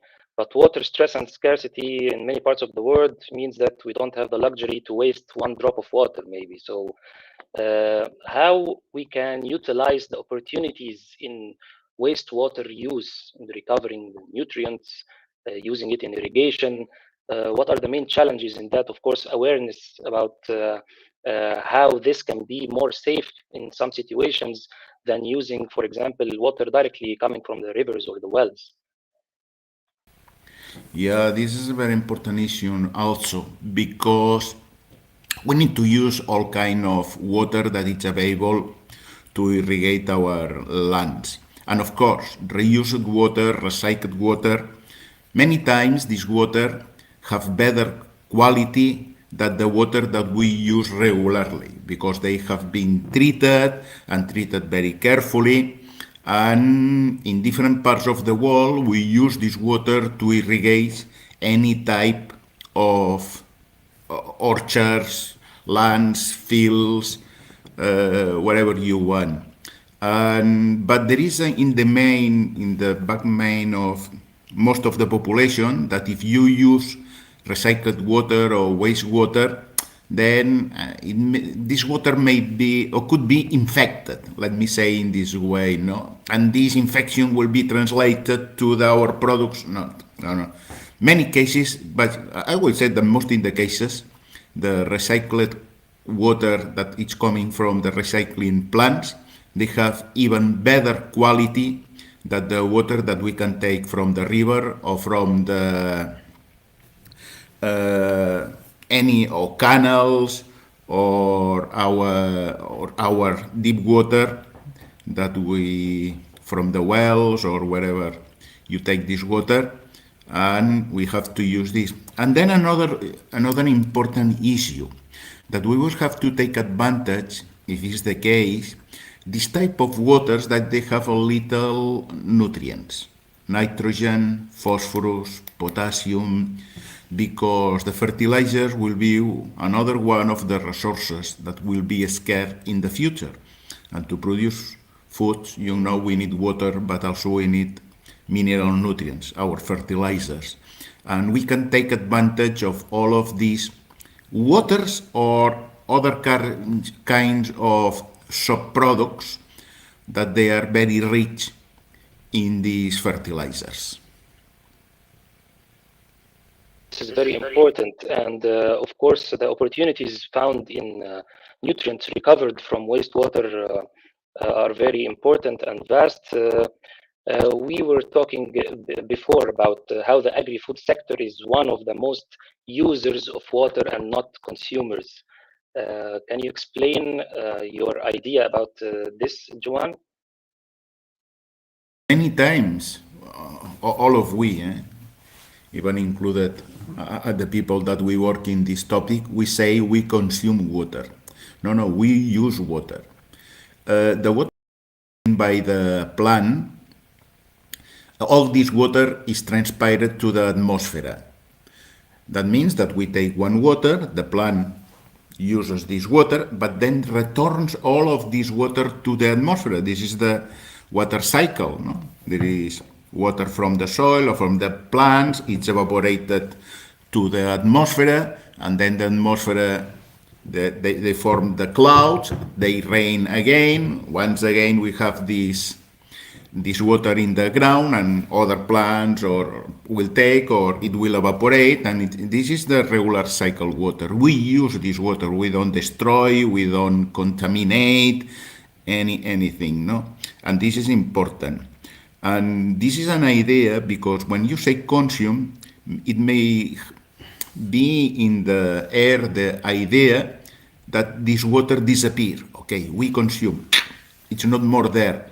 And this is not the case. The water is still there, and we only use to produce, not we, the plants, the orchards, the fields, they use to produce or to change photosynthesis and to allow growth and to allow transport of nutrients, okay, many things that are needed in the plant, but we don't destroy the water remains there. And let me say another thing that is important to highlight in this discussion. We were talking about to use recycled water. And one of the things that we always say, and it's true, that in many times the recycled waters, they have better quality than the regular water that we use from the river. But if we want to take advantage of the fertilizers, we have to take care, do not remove the fertilizer in the treatment plants. I mean, these nutrients, okay, I will remove all the nitrogen, I will do some third or fourth stage of recycling, I will remove all the nitrogens, and no. Take care and remove all the things that are not good for the water, but if there is some parts of fertilizers, nitrogen, potassium, phosphorus, or small other nutrients, let it them. The only thing is that we have to know exactly how much of these nutrients are in the water, but this is not bad. And this is many times a discussion that we have with treatment plants, that originally they say, okay, we have to return to the environment the best quality water. Sometimes, if we want to use this water for other purposes, like irrigation, we have to remove all the things that are not good for the mainly contaminants or some bacteria or whatever it could be, but not the nutrients. Definitely, I agree with you. Recovering the nutrients and using recycled water is one option and one way, of course, to find more water for food production. And in some situations, it's going to be for the better quality of water irrigation. But Constantine, of course, we have to find, as you said before, the a proper regulatory framework for that and for the application, because in some places we have the solution, the technical solutions. We have seen so many solutions provided from the pitching session, great ideas actually, but what are the main challenges and how we can focus more on opportunities in finding or making it easier, facilitating the proper framework for application of such technical solutions to improve the quality of water provided for food production? Well, first of all, let me just clarify one thing. We're not only talking about water efficiency. It's not. In several cases, we have seen that water efficiency per se has not really resulted in less water being used or for irrigation, but we have seen that in many cases, while we're increasing efficiency, we see a higher water use. Eventually, what we are looking into would be to increase productivity per use of water. This is eventually what we're looking into, and of course, in this mix, we cannot only rely on fresh water itself. If you look at the global indicators, 70% of fresh water globally goes for irrigation, and that is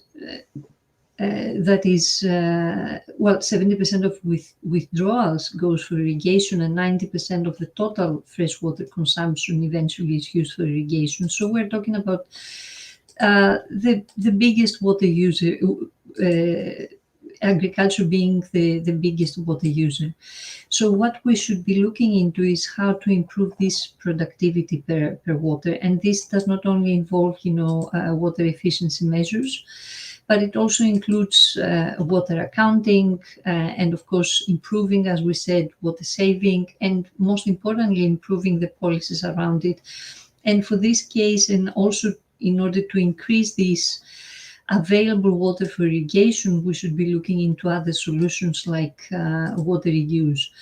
As you very rightly said, water reuse has been used, and Joan has mentioned this in his intervention. We have been reusing water for irrigation for a number of years and for several purposes. I mean, from we are irrigating our green parks, we're irrigating some orchards, but we're being very cautious when it comes to food that is directly consumed.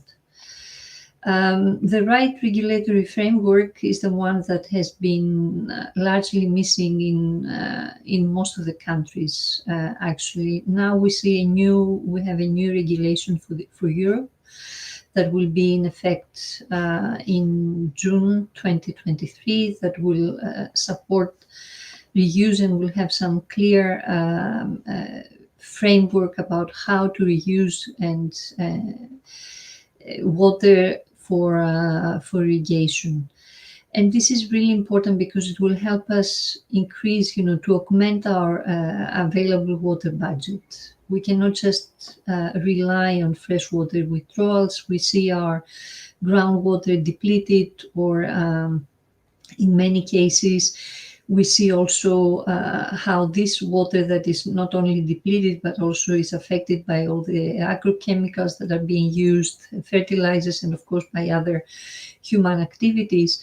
These then eventually, this water being used for irrigation does increase pollution also for food. And we see several, for example, we see heavy minerals in food, and this is from groundwater. It's not even reused water. So as Joan was saying, it's very important to see groundwater, reused water is eventually being monitored, or should be very closely monitored in terms of what it may bring, both organic and inorganic pollutants.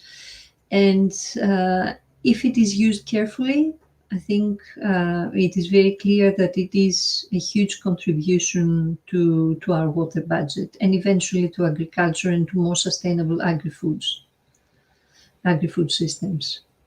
Yes, this is very great. Joanne, are there any other things that maybe we can do to ensure better water quality in food production? Do you have any other thoughts on?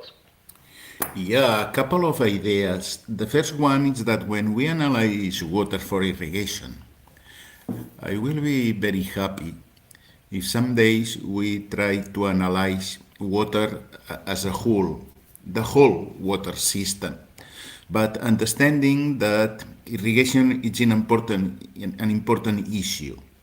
Many times I had the impression that all the regulations see the irrigation, it's something that it's not real clear because we use this water and it has been regulated. Please try to integrate in the next frameworks, the water framework, the vision that why we use water to produce food for our people. And this is important, and especially it's important now, but it will be important with the climate change when we will have less water. And many countries around the world that for many years they never irrigate their orchards. Sorry, they have to irrigate they now. And this is one idea. Try to analyze always the problem of the water as a whole, but taking the idea that the agriculture need water to produce food. The other issue that I want to highlight is that we have been working in more efficiency. More efficiency, we say, okay, produce more food with less water. This, at the end, is more efficiently. But this idea that it's very easy to understand, it's really difficult to apply in the real world. Then we need all the technology to apply. We need all the research and all the knowledge how to manage this. We have a lot of this knowledge, and then we have to transform this knowledge to a practical things, a practical tools for the growers, for the irrigators, for the people that works in the water sector in many different levels, how to manage this complexity. And to me, this is important because at the end, we have the ideas, we have the knowledge, but we are not able to apply this knowledge in the real world. We will not advance in this. Then, well, it's this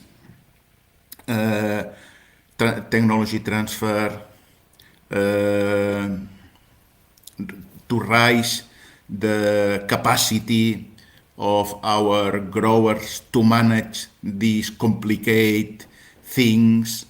I think that it will be really important, and it will be probably one of the case to ensure that we will raise this goal, that is produce enough food to feed our people. Innovative solutions and technological solutions available out there, and finding the proper environment for them to be applied, taking into account all the challenges and the opportunities, as you both said and mentioned, are very important to ensure better quality of water for food production. Thank you very much, and please, now the floor is yours for the audience. Anyone who's with us who wants to ask questions for the panel, please feel free to go ahead.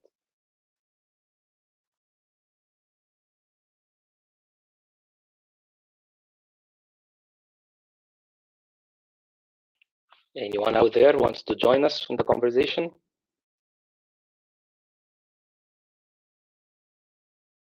Okay, I guess we have covered so much of the talk about this topic. Thank you very much once again. And Patricia, if you have anything to add, please go ahead. Hello, Ahmed. Yeah, we still have some time.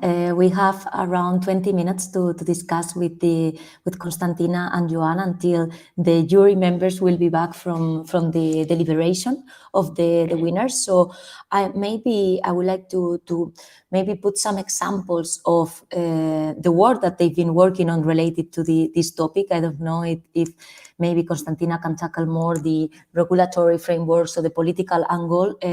What's the state of the art and what should be kind of transformed in the near future to do so? And maybe from Joan's perspective, I heard before that Torres is working with IRTA in the efficiency of water management. So maybe we can create some links on, I don't know if you are aware of what they are working on specifically, but maybe what are you seeing, that are the main areas that you are covering in IRTA, for the both technological and also efficiency in water quality. So a few questions that came to mind, but of course, feel free to share some of the insights that you are seeing these days in your works and also trends that you are seeing across the globe in this sense that can guide us. Maybe we start with Constantina. Yes, thank you. Thank you, Patricia. Yes, some more questions. I think we do have, first of all, we do have global cases of water use being one of the major sources of water for irrigation and for agriculture. In the Mediterranean, our two most prominent examples being both the case of Murcia, the region of Murcia, where water is being reused to a large extent. Of course, it is being mixed with river water that is being transferred. But this is they have a very complex and very, very well monitored system of irrigation that does not only focus on providing more water itself, which is, of course, what all farmers would most probably look into, but they have both the quality control of irrigation. So they're looking into whether the mix of water is the right mix for the cultivations that they have in the region. But also, and this is our message, they have a very well-monitored system of the quantity of water that they are providing. And this is equally important because while we're looking into solving these problems of water scarcity by increasing the amount of water, as I said, what is important is to increase the productivity per liter of water. So it is what we call, more crop per drop. It's not about only increasing productivity, which we do need, as the world is expanding and as consumption is increasing and the world population is rapidly increasing, in fact. We need more food. So we take this for granted, and then we're looking into options to increase productivity. Murcia is one of our best cases in the region where water is being reused and they have a very well set framework of managing their water resources and managing irrigation. Israel, on the other hand, is one of our pioneers, global pioneers on water reuse. Of course, water efficiency at the same time. They have, I think, last time I saw their figures, it was around 87% of water being reused, and their efficiency level is equal to this figure.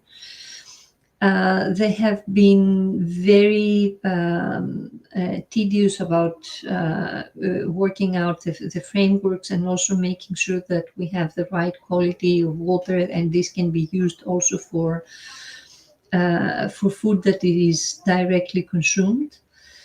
And it is a global case that has been giving us a lot of learnings that we are sharing globally with other countries and with other agricultural regions. And of course, we have the case of California being one of the most intricate cases. They have a very well established water management governance scheme. They are monitoring both the water quality and water quantity. They are trying to increase the not only reuse of water, but most importantly, make sure that they utilize all sources of water, and this is being well monitored in order to be appropriate for the cultivations that they have in the region. Those are some good examples that have been at the forefront, and they are providing a lot of lessons, both in their application and, of course, all the innovation that they bring in. And again, I would like to stress that it's not only the technological innovation that we should be talking about. We're talking about water management and water governance, and of course, in many cases, because not everyone is as advanced, for example, as California is, but in many cases we have an issue of poor acceptance of water use. This is often the case, and I think Ahmed can attest to that water being reused, maybe for cultural or reasons is not well accepted. So awareness also on this, on the potential of water being reused, both being safe, because that's a major concern for all, but also acceptance of water being reused for agriculture is very important. Yes, I definitely agree with you, Constantina. The lack of awareness is a big problem to water use and the potential and how of proper quality and sometimes better quality than other sources of water we can find in. Please, Joanne, go ahead and talk to us about IRTA maybe and the experiences you have seen that you can share with us. Yeah, okay. Yeah. First, as you say, we have been working for different years with the Torres Winery family and with other wineries around our region, but specifically with them because they are really interested in to produce high quality wines. And as you know, to produce high quality wines requires very strict control of the plant water status. As we realize that we have a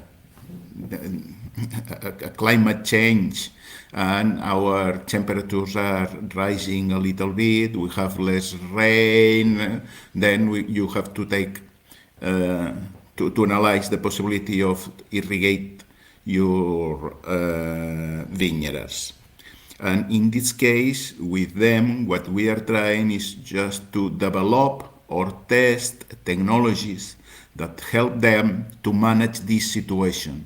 It's not exactly to increase the knowledge, they know very well what they have to do, but it was exactly what I'm saying before. Then, okay, in one side is the theory, the knowledge, and in the other side is how you apply the knowledge and how you apply the knowledge in each specific location to achieve your goals. In this case is the higher quality of their wines. We are testing them, technologies like remote sensing, different kind of sensors to evaluate plant water status and growth and fruit quality. All the things that can help to decide when irrigate, how much to irrigate, and differentiate each vineyard from the other one, because each one is in a specific case. And this is in general with our main goals or objective of IRTA in the topic of the irrigation or water use in agriculture. The main idea is how to use at the best all the water that we have. In this sense, we have three different lines. One is to improve the knowledge. What are the effects of the water in the plant? How the yield can be reduced or can be changed, the quality of the yield depending on when you apply the stress, the type of the stress that you apply, the intensity of the stress that you apply, and in different stages of the season. This is one, and this is only to to develop more knowledge and to increase our knowledge about the response of the plant to different plant water status situation, no? From the over-irrigated to deficit or really severe deficit. Another of these topics is also how to manage the orchards in a drought, no? This is something that we have seen in the past, but taking into account the recommendations or the indications of the climate change panel, droughts will be more frequently in the future and more intensive in the future. Then we have to know how to manage this situation, and for this we need more knowledge about how to apply this. This is one sense. In the other sense is then to make easy for the growers to apply all this knowledge. In this case, we were working in developing decision support systems for the farmers to irrigate their farms, and taking advantage of the remote sensing, satellites, weather information, sensors, information of each one of the orchards or fields, and put all of this in one decision support system that also manage the controllers. Then, based on this is something that is automatically, and the grower has not to be implied 24 hours a day for this to manage these situations, because one of the important things that we have to remind is that to manage irrigation requires daily decisions. I mean, to manage other things, pruning, fertigation, pest management, you have to take the decisions every 15 days, every 2 weeks, every 2 months. No. For irrigation, it's almost a daily decision, and this is very hard to manage for the growers. But also we have another line, it's to help to the irrigation districts, to the water the people that work in the water sector, to manage all of these situations, to know exactly in each one of the different zones on an irrigation district, on a canal, or in a area, how much water it will be needed, not now, but in the future, and in case that you don't have enough water, to prevent or to start with strategic plans, how to reduce the water, trying to minimize the effects of these water reductions in the crop. And this is mainly what we are doing in our department at IRT. At the end, as I say before, try to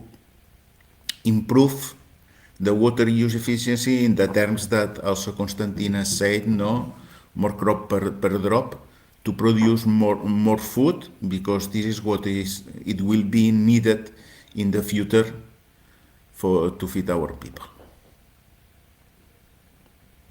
And of course, we will need as well the awareness among the small-scale farmers and growers in some parts that maybe are more resistant to the idea of changing their traditional culture or traditional way of cultivation. So providing them with the advanced technological solutions, maybe that will be a challenge for them to adopt. How can we address that, in your opinion?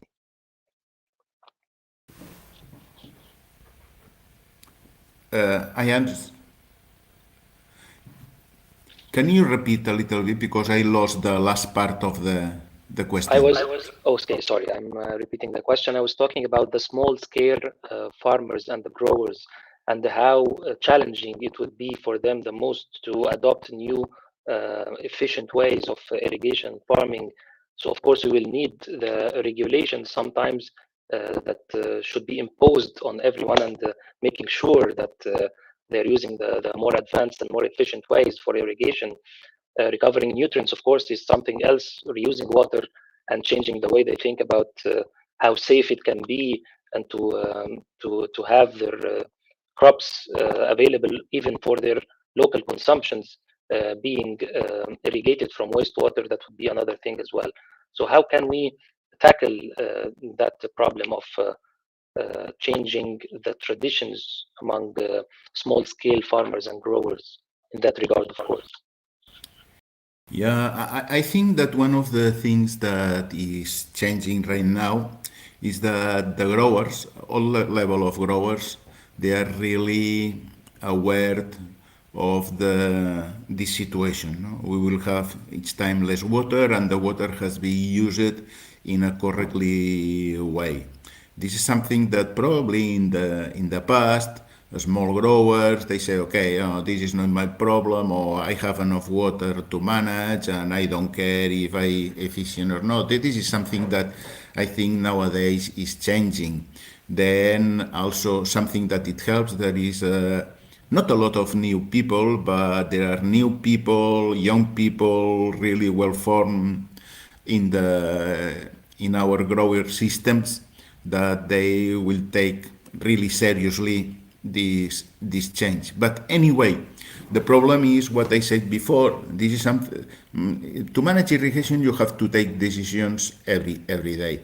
The most efficient way is to prepare a decision support system that takes the decision every day. In this decision support system, of course, you have to plan wherever. Okay, I want to irrigate these crops. In case I have a lack of water, I want to prioritize them in front of the other. And you have to put what you feel it's needed in your orchard. But then let the decision support system to take the decisions and to irrigate for you. Also, I want to say that we are working on this, but we are not the only ones that are working on this, of course. We know some people, I mean, in Israel, in California, in other places around the world, that they are trying to develop these systems. And this is very important because there will be really a complex systems, and if you have different systems, then even you can adapt better to the different situations. I'm sure that the Israelis ones, they will be really adapted to the situation of Israel and many other areas, and the California ones will be much more adapted to the California situations, and our systems will be adapted more to our conditions, and then the growers will decide, the growers or the other technological companies. For instance, we are working right now to introduce these decision support systems in some controllers. And the irrigation controllers, it's already connected to these systems, and they work together as a team. No? And this is something that I think we need to improve, to give tools to our growers to facilitate this job. Otherwise, it will be difficult, because usually the grower has a lot of things to do, mainly during summer, no? And then probably I will take the decision of irrigate next day, in this day, because this is not urgently, this is not something that you have to do now, and you postpone. And this is what really helps. If you have this tool, and for this we focus it on this topic, because we believe this is one of the ends of the change to transmit the knowledge that we already develop for the growers. Tina, the transboundary Water resources management, of course, is one of your main areas of experience.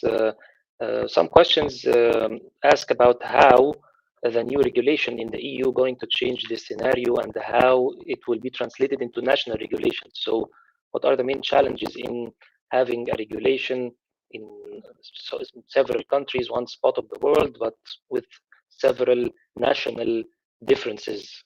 How we can tackle this and what are the opportunities that we have, of course. Well, thank you, Ahmed. Well, currently I'm working on transboundary water resources management in Asia and the Pacific, where actually the setting is very different to the one that we have in Europe. But if we're talking, and since we're talking about the setting in Europe, indeed the new regulations and the new guidelines that have been published and will enter into force in June 2023 will add a lot of clarity on how water can be used.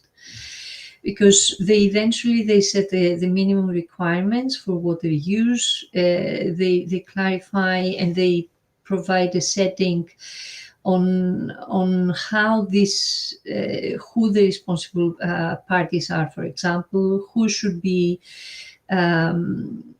issuing these permits and what the content of these permits would be, which is one of the issues that we don't really take into account. That the authorities are not yet ready to issue these permits because in many cases, these have not been transposed into the national guidelines, and they don't have, the national legislation and framework in order to issue these permits. They also provide clarity on technical aspects like risk management. What are the key risk management elements, how to identify hazards, the methods which would help to assess environmental and health risks. What are the conditions if we need additional requirements, the preventive measures, etc. So they provide a framework, of water control, of quality control, environmental monitoring systems that should be in place. And this will provide some harmonization both at national level, because we see differences, even within the same country, because so far it has been, for many countries, it has been a gray zone, on who is in charge, given the lack of regulatory framework, who is in charge to issue, for example, a permit for water use, and how water can be used, in several areas or regions. Now we'll have a harmonization both at a national level, but of course that would help us, at a European level, at the regional level, to see that we are using water, in a safe way. In the cases of transboundary water management, which is, for example, just taking into consideration that Danube runs through half of Europe, or some major rivers are transboundary. So if we any issues that pertain to pollution, for example, of these water resources, do not only constitute a local or a national issue, but they are eventually they affect. It's a transboundary issue that affects more than one countries. For us, it is good news. I mean, as water people, we can only welcome these guidelines, and we look forward into the application and seeing how these will be eventually implemented at national level. Because we don't all have the same issues. We don't have the same issues, with raw water. We have, in many cases, they have water that is more saline. The quality of raw water is not the same. So we really look forward to this, to the implementation of these guidelines, and we truly believe that they will make a difference, at least in European level. And as I explained, all these learnings are being fed, sharing these experiences and these learnings is very crucial. And we learn from other regions, we provide our lessons to them, and eventually we're all fighting for water security, to make sure, that we have enough water for people, for environment, for food, for ecosystems. So let's think, let's expect that water use will improve, based on these guidelines in Europe.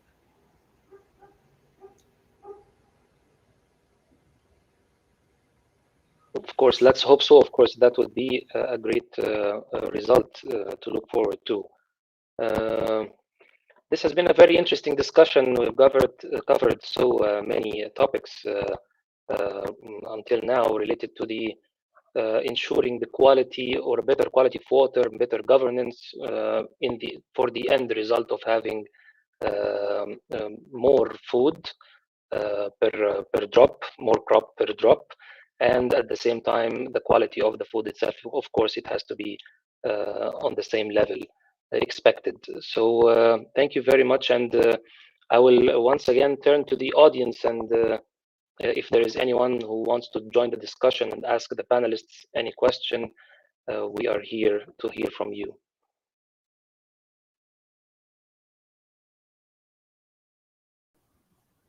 Thank you, Ahmed. Patricia. Thank you. I think comments here has been related to what is being covered already. I think we really hope that this new regulation in Europe with the Common Agricultural Policy being implemented from 2023 to 2027 really changes the scenario that we currently face, that it's more fair for the farmers, that is more cost effective, and that really encourages new ways of regenerative agriculture, new ways to look at the use of water, and not new, but actually more effective ways, that really are incentivized by policies, by also investments that we need to really make them happen. Otherwise, we still get these bottlenecks, And I think, as you all mentioned, there is a need for changing mindsets from across all sectors, from across all actors involved. Because at the end of the day, water is a transversal topic. It really affects everything. And today we were talking about food production, which obviously it's the core, because we all need that to survive, to live in this world. And sometimes it's true that we take it for granted. So I think that message that you gave today, it's really powerful. And the conversation just started. So we hope that we can continue in touch with all of you, that more coverage can be given to this topic as well from Ahmed and other journalists that should be aware of what's the state of the art and what are the future in this topic, so we can increase the knowledge and awareness of the importance of water management. So thank you so much, Constantina, Joan, and Ahmed for taking part of this event today. We really enjoyed it, and we are going to continue now with a short break because we need a bit of time to continue with the award ceremony. Right now, we have the jury members deliberating about the 3 winners of the competition today. It's becoming a bit difficult to make the final evaluation because I think the quality of the startups have been amazing. They all contributed to different angles of the challenges presented by the problem holder, Familia Torres. So today we have 2 prizes that will be given by the EIT communities, presented by the 1 representative from the jury. And then we have a special prize by the problem holder, Familia Torres. So let's take a very short break to be able to gather all the startups, to gather the jury, and then we will proceed with the award ceremony. So I call all the startups to come back to the platform now so we can re-engage in this decision. Thank you so much. Thank you so much for the panelists today. And let's go on a short break.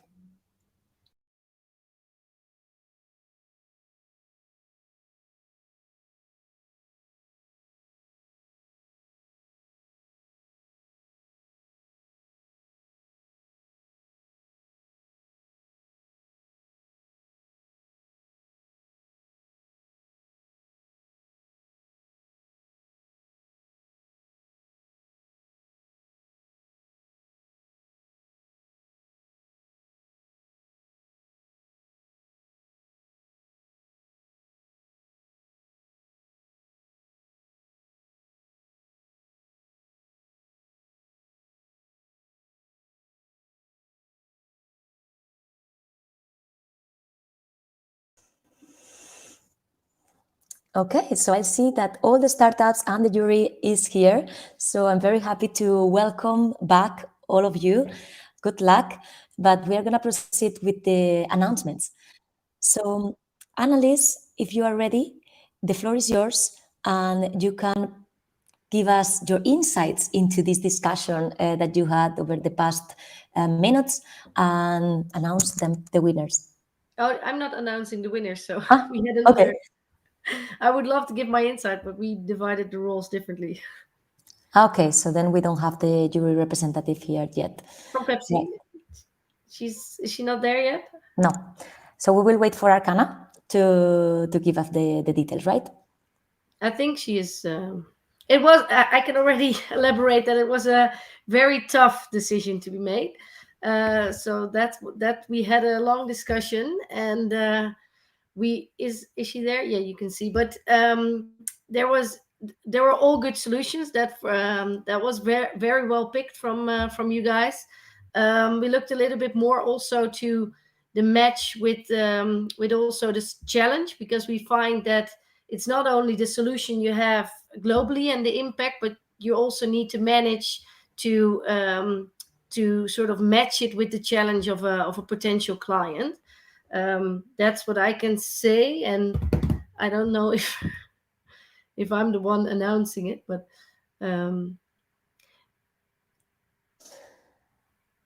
unfortunately, Arcana is not here yet, so we can wait a few minutes. If she doesn't connect, I guess we can proceed with you, since you have been part of this deliberation, and I'm sure that we can. I actually left first, so maybe that's why I'm already in here and the rest is not. No problem. Let's wait a few more minutes, since yes. we have the startups connected, and we are very excited to know the results. So we wait a few more minutes, and let's see if Arcana can join us. Yes. Thank you, Annalise, for this overview.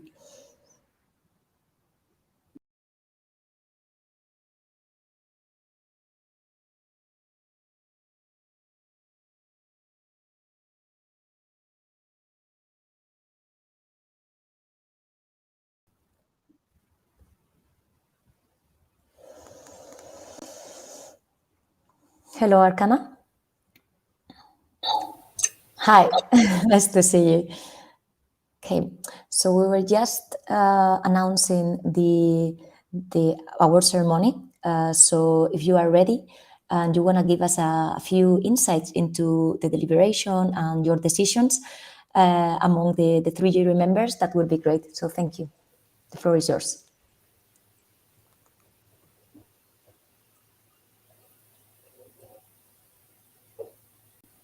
Are you ready, Arcana, to give us the news? Super. Go ahead. Great. So it was a very, very difficult selection process. I think all of the companies were excellent and provided some really, really strong cases. So we had a difficult time as a jury choosing the winner. But what we decided, we have two runners up because we thought both of them were fantastic. One of them is Saba Technologies,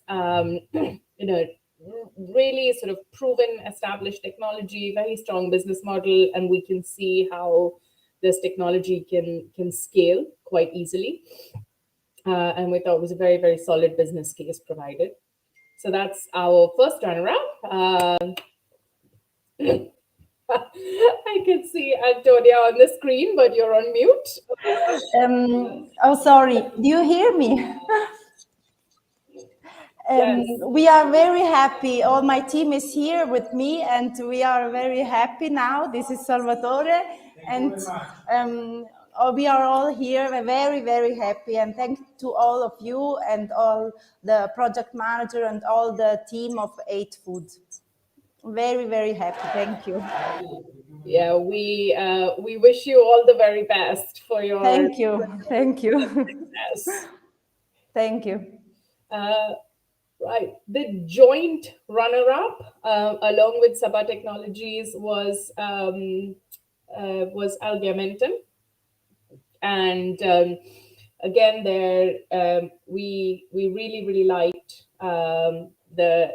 the presentation that you made, Andre, and we felt that although you addressed the challenge on water, the technology potentially has broader applicability when we think about fertilizer use and the sort of broader environmental impact beyond water. And so, as a jury, we liked the fact that it was a technology that was making broader use of nutrients in the overall food value chain and driving that circularity. So that was brilliant, and that's why we thought you were a great joint runner-up for this competition. Thank you. Thanks very much. Thanks very much the jury and in IIT Food and the great community and the water scarcity, and the whole program's been really beneficial. So thank you to the mentor, to Irene, everyone behind the scenes. So thanks for that. You're welcome, and wishing you the best of success as well. Thank you. And then finally, for the winner, so the winner of this competition, we chose Green Independence. And what we loved about the idea was the potential of the idea and the scalability of the idea. I mean, clearly it's still in pilot phase and probably a little bit less developed in terms of TRL than some of the other technologies that we saw today. But we love the idea, we love the technology, and we all thought the potential for scalability and the potential for impact that this technology had was just huge. So Alejandro, I don't know how to pronounce it. Tell me how to pronounce it properly. But we thought we loved your idea, and we all So much. we chose you as the winner. Was really unexpected, and we are so happy. The team is so happy. Thank you for the EIT community and for the support in the program. We hope that we will make you proud, and thank you for the support. Thank you for giving us this big win. Thank you. Yeah, wishing you all the very best. You have a long journey ahead, but we all believed in the potential of your technology. So wishing you all the very best of success.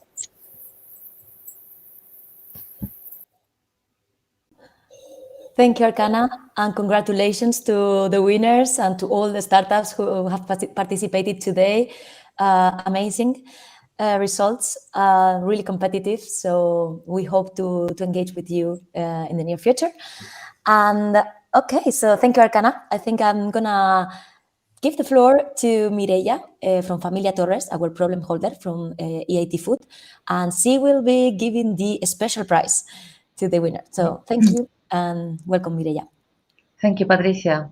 Well, for Familia Torres, we have selected the company of Zetapacks. This startup has given us the best solution for our problem. Alex has given us the solution very quickly. He has given us the possibility to analyze the cost of the facility, also if the pilot works at the end. And we don't need an additional infrastructure. So this means that we don't need to do another water pond. And also the solution that he has given to us is sustainable. We are working with solar panels and with batteries. So with this, if this solution works, we will be able to improve the quality of the water in order to do the right irrigation in our vineyards. Thank you. Thank you very much. Appreciate the opportunity, and hopefully will be sustained to the challenge. Thank you, Alex. And thank EIT for being accepted to the project and supporting us all the way. It's very exciting. Congratulations, Alex. to everyone.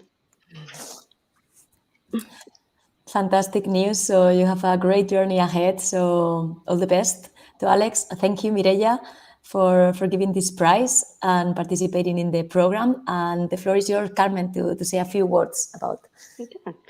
I think I don't have too much to say. It's been a very interesting session. I hope that for all of you as well. I'm glad to see that we don't have 3 winners, we have 4. So that's also a step, a good surprise. And I hope you enjoy the competition. I wanted to give a special thank you to all the jurors that have been participating with us and engaging in this discussion that we've been having. Thank you for the panelists to participate and to make this event even more engagement. Sadly I didn't have the opportunity to listen to you, but it's online. So if you want to rewatch, I encourage you to do it, and I will do it for sure. And also Patricia will will say it again, but if you like today's sessions, we will be having another session tomorrow as well. So feel free to join us and to learn more about the different companies that have been participating in this initiative. And that's it. Thank you very much. And I pass you the floor again, Patricia. Thank you, Carmen, and thank you all the team behind and the participants today, the jury members, the panelists. I think it's been a very complete event. We learned very good points around water management in food production. And as Carmen mentioned, tomorrow we continue with the EIT Food journey. We have Nisyros, the municipality in Greece, as problem holder. We have other startups presenting their work. We also have a very interesting panel discussion, which will be tackling the topic of water systems in the face of climate change. Today, we tackled this topic, and the extreme weathers, the droughts, the rainfalls, something that is really affecting the way we manage water and the way we keep cities, municipalities, and the world resilient. So let's untap some of these bottlenecks. Let's discuss which are the opportunities. Let's see how social perspectives, political perspectives, economic incentives could benefit and help us to transform societies for the better. So we hope to see you tomorrow morning. And then on Wednesday, we finalize the water pitching series from this program with EIT Digital. So keep an eye on us. We will be live on YouTube, and let's continue the conversation. Thank you, everyone, and have a good day.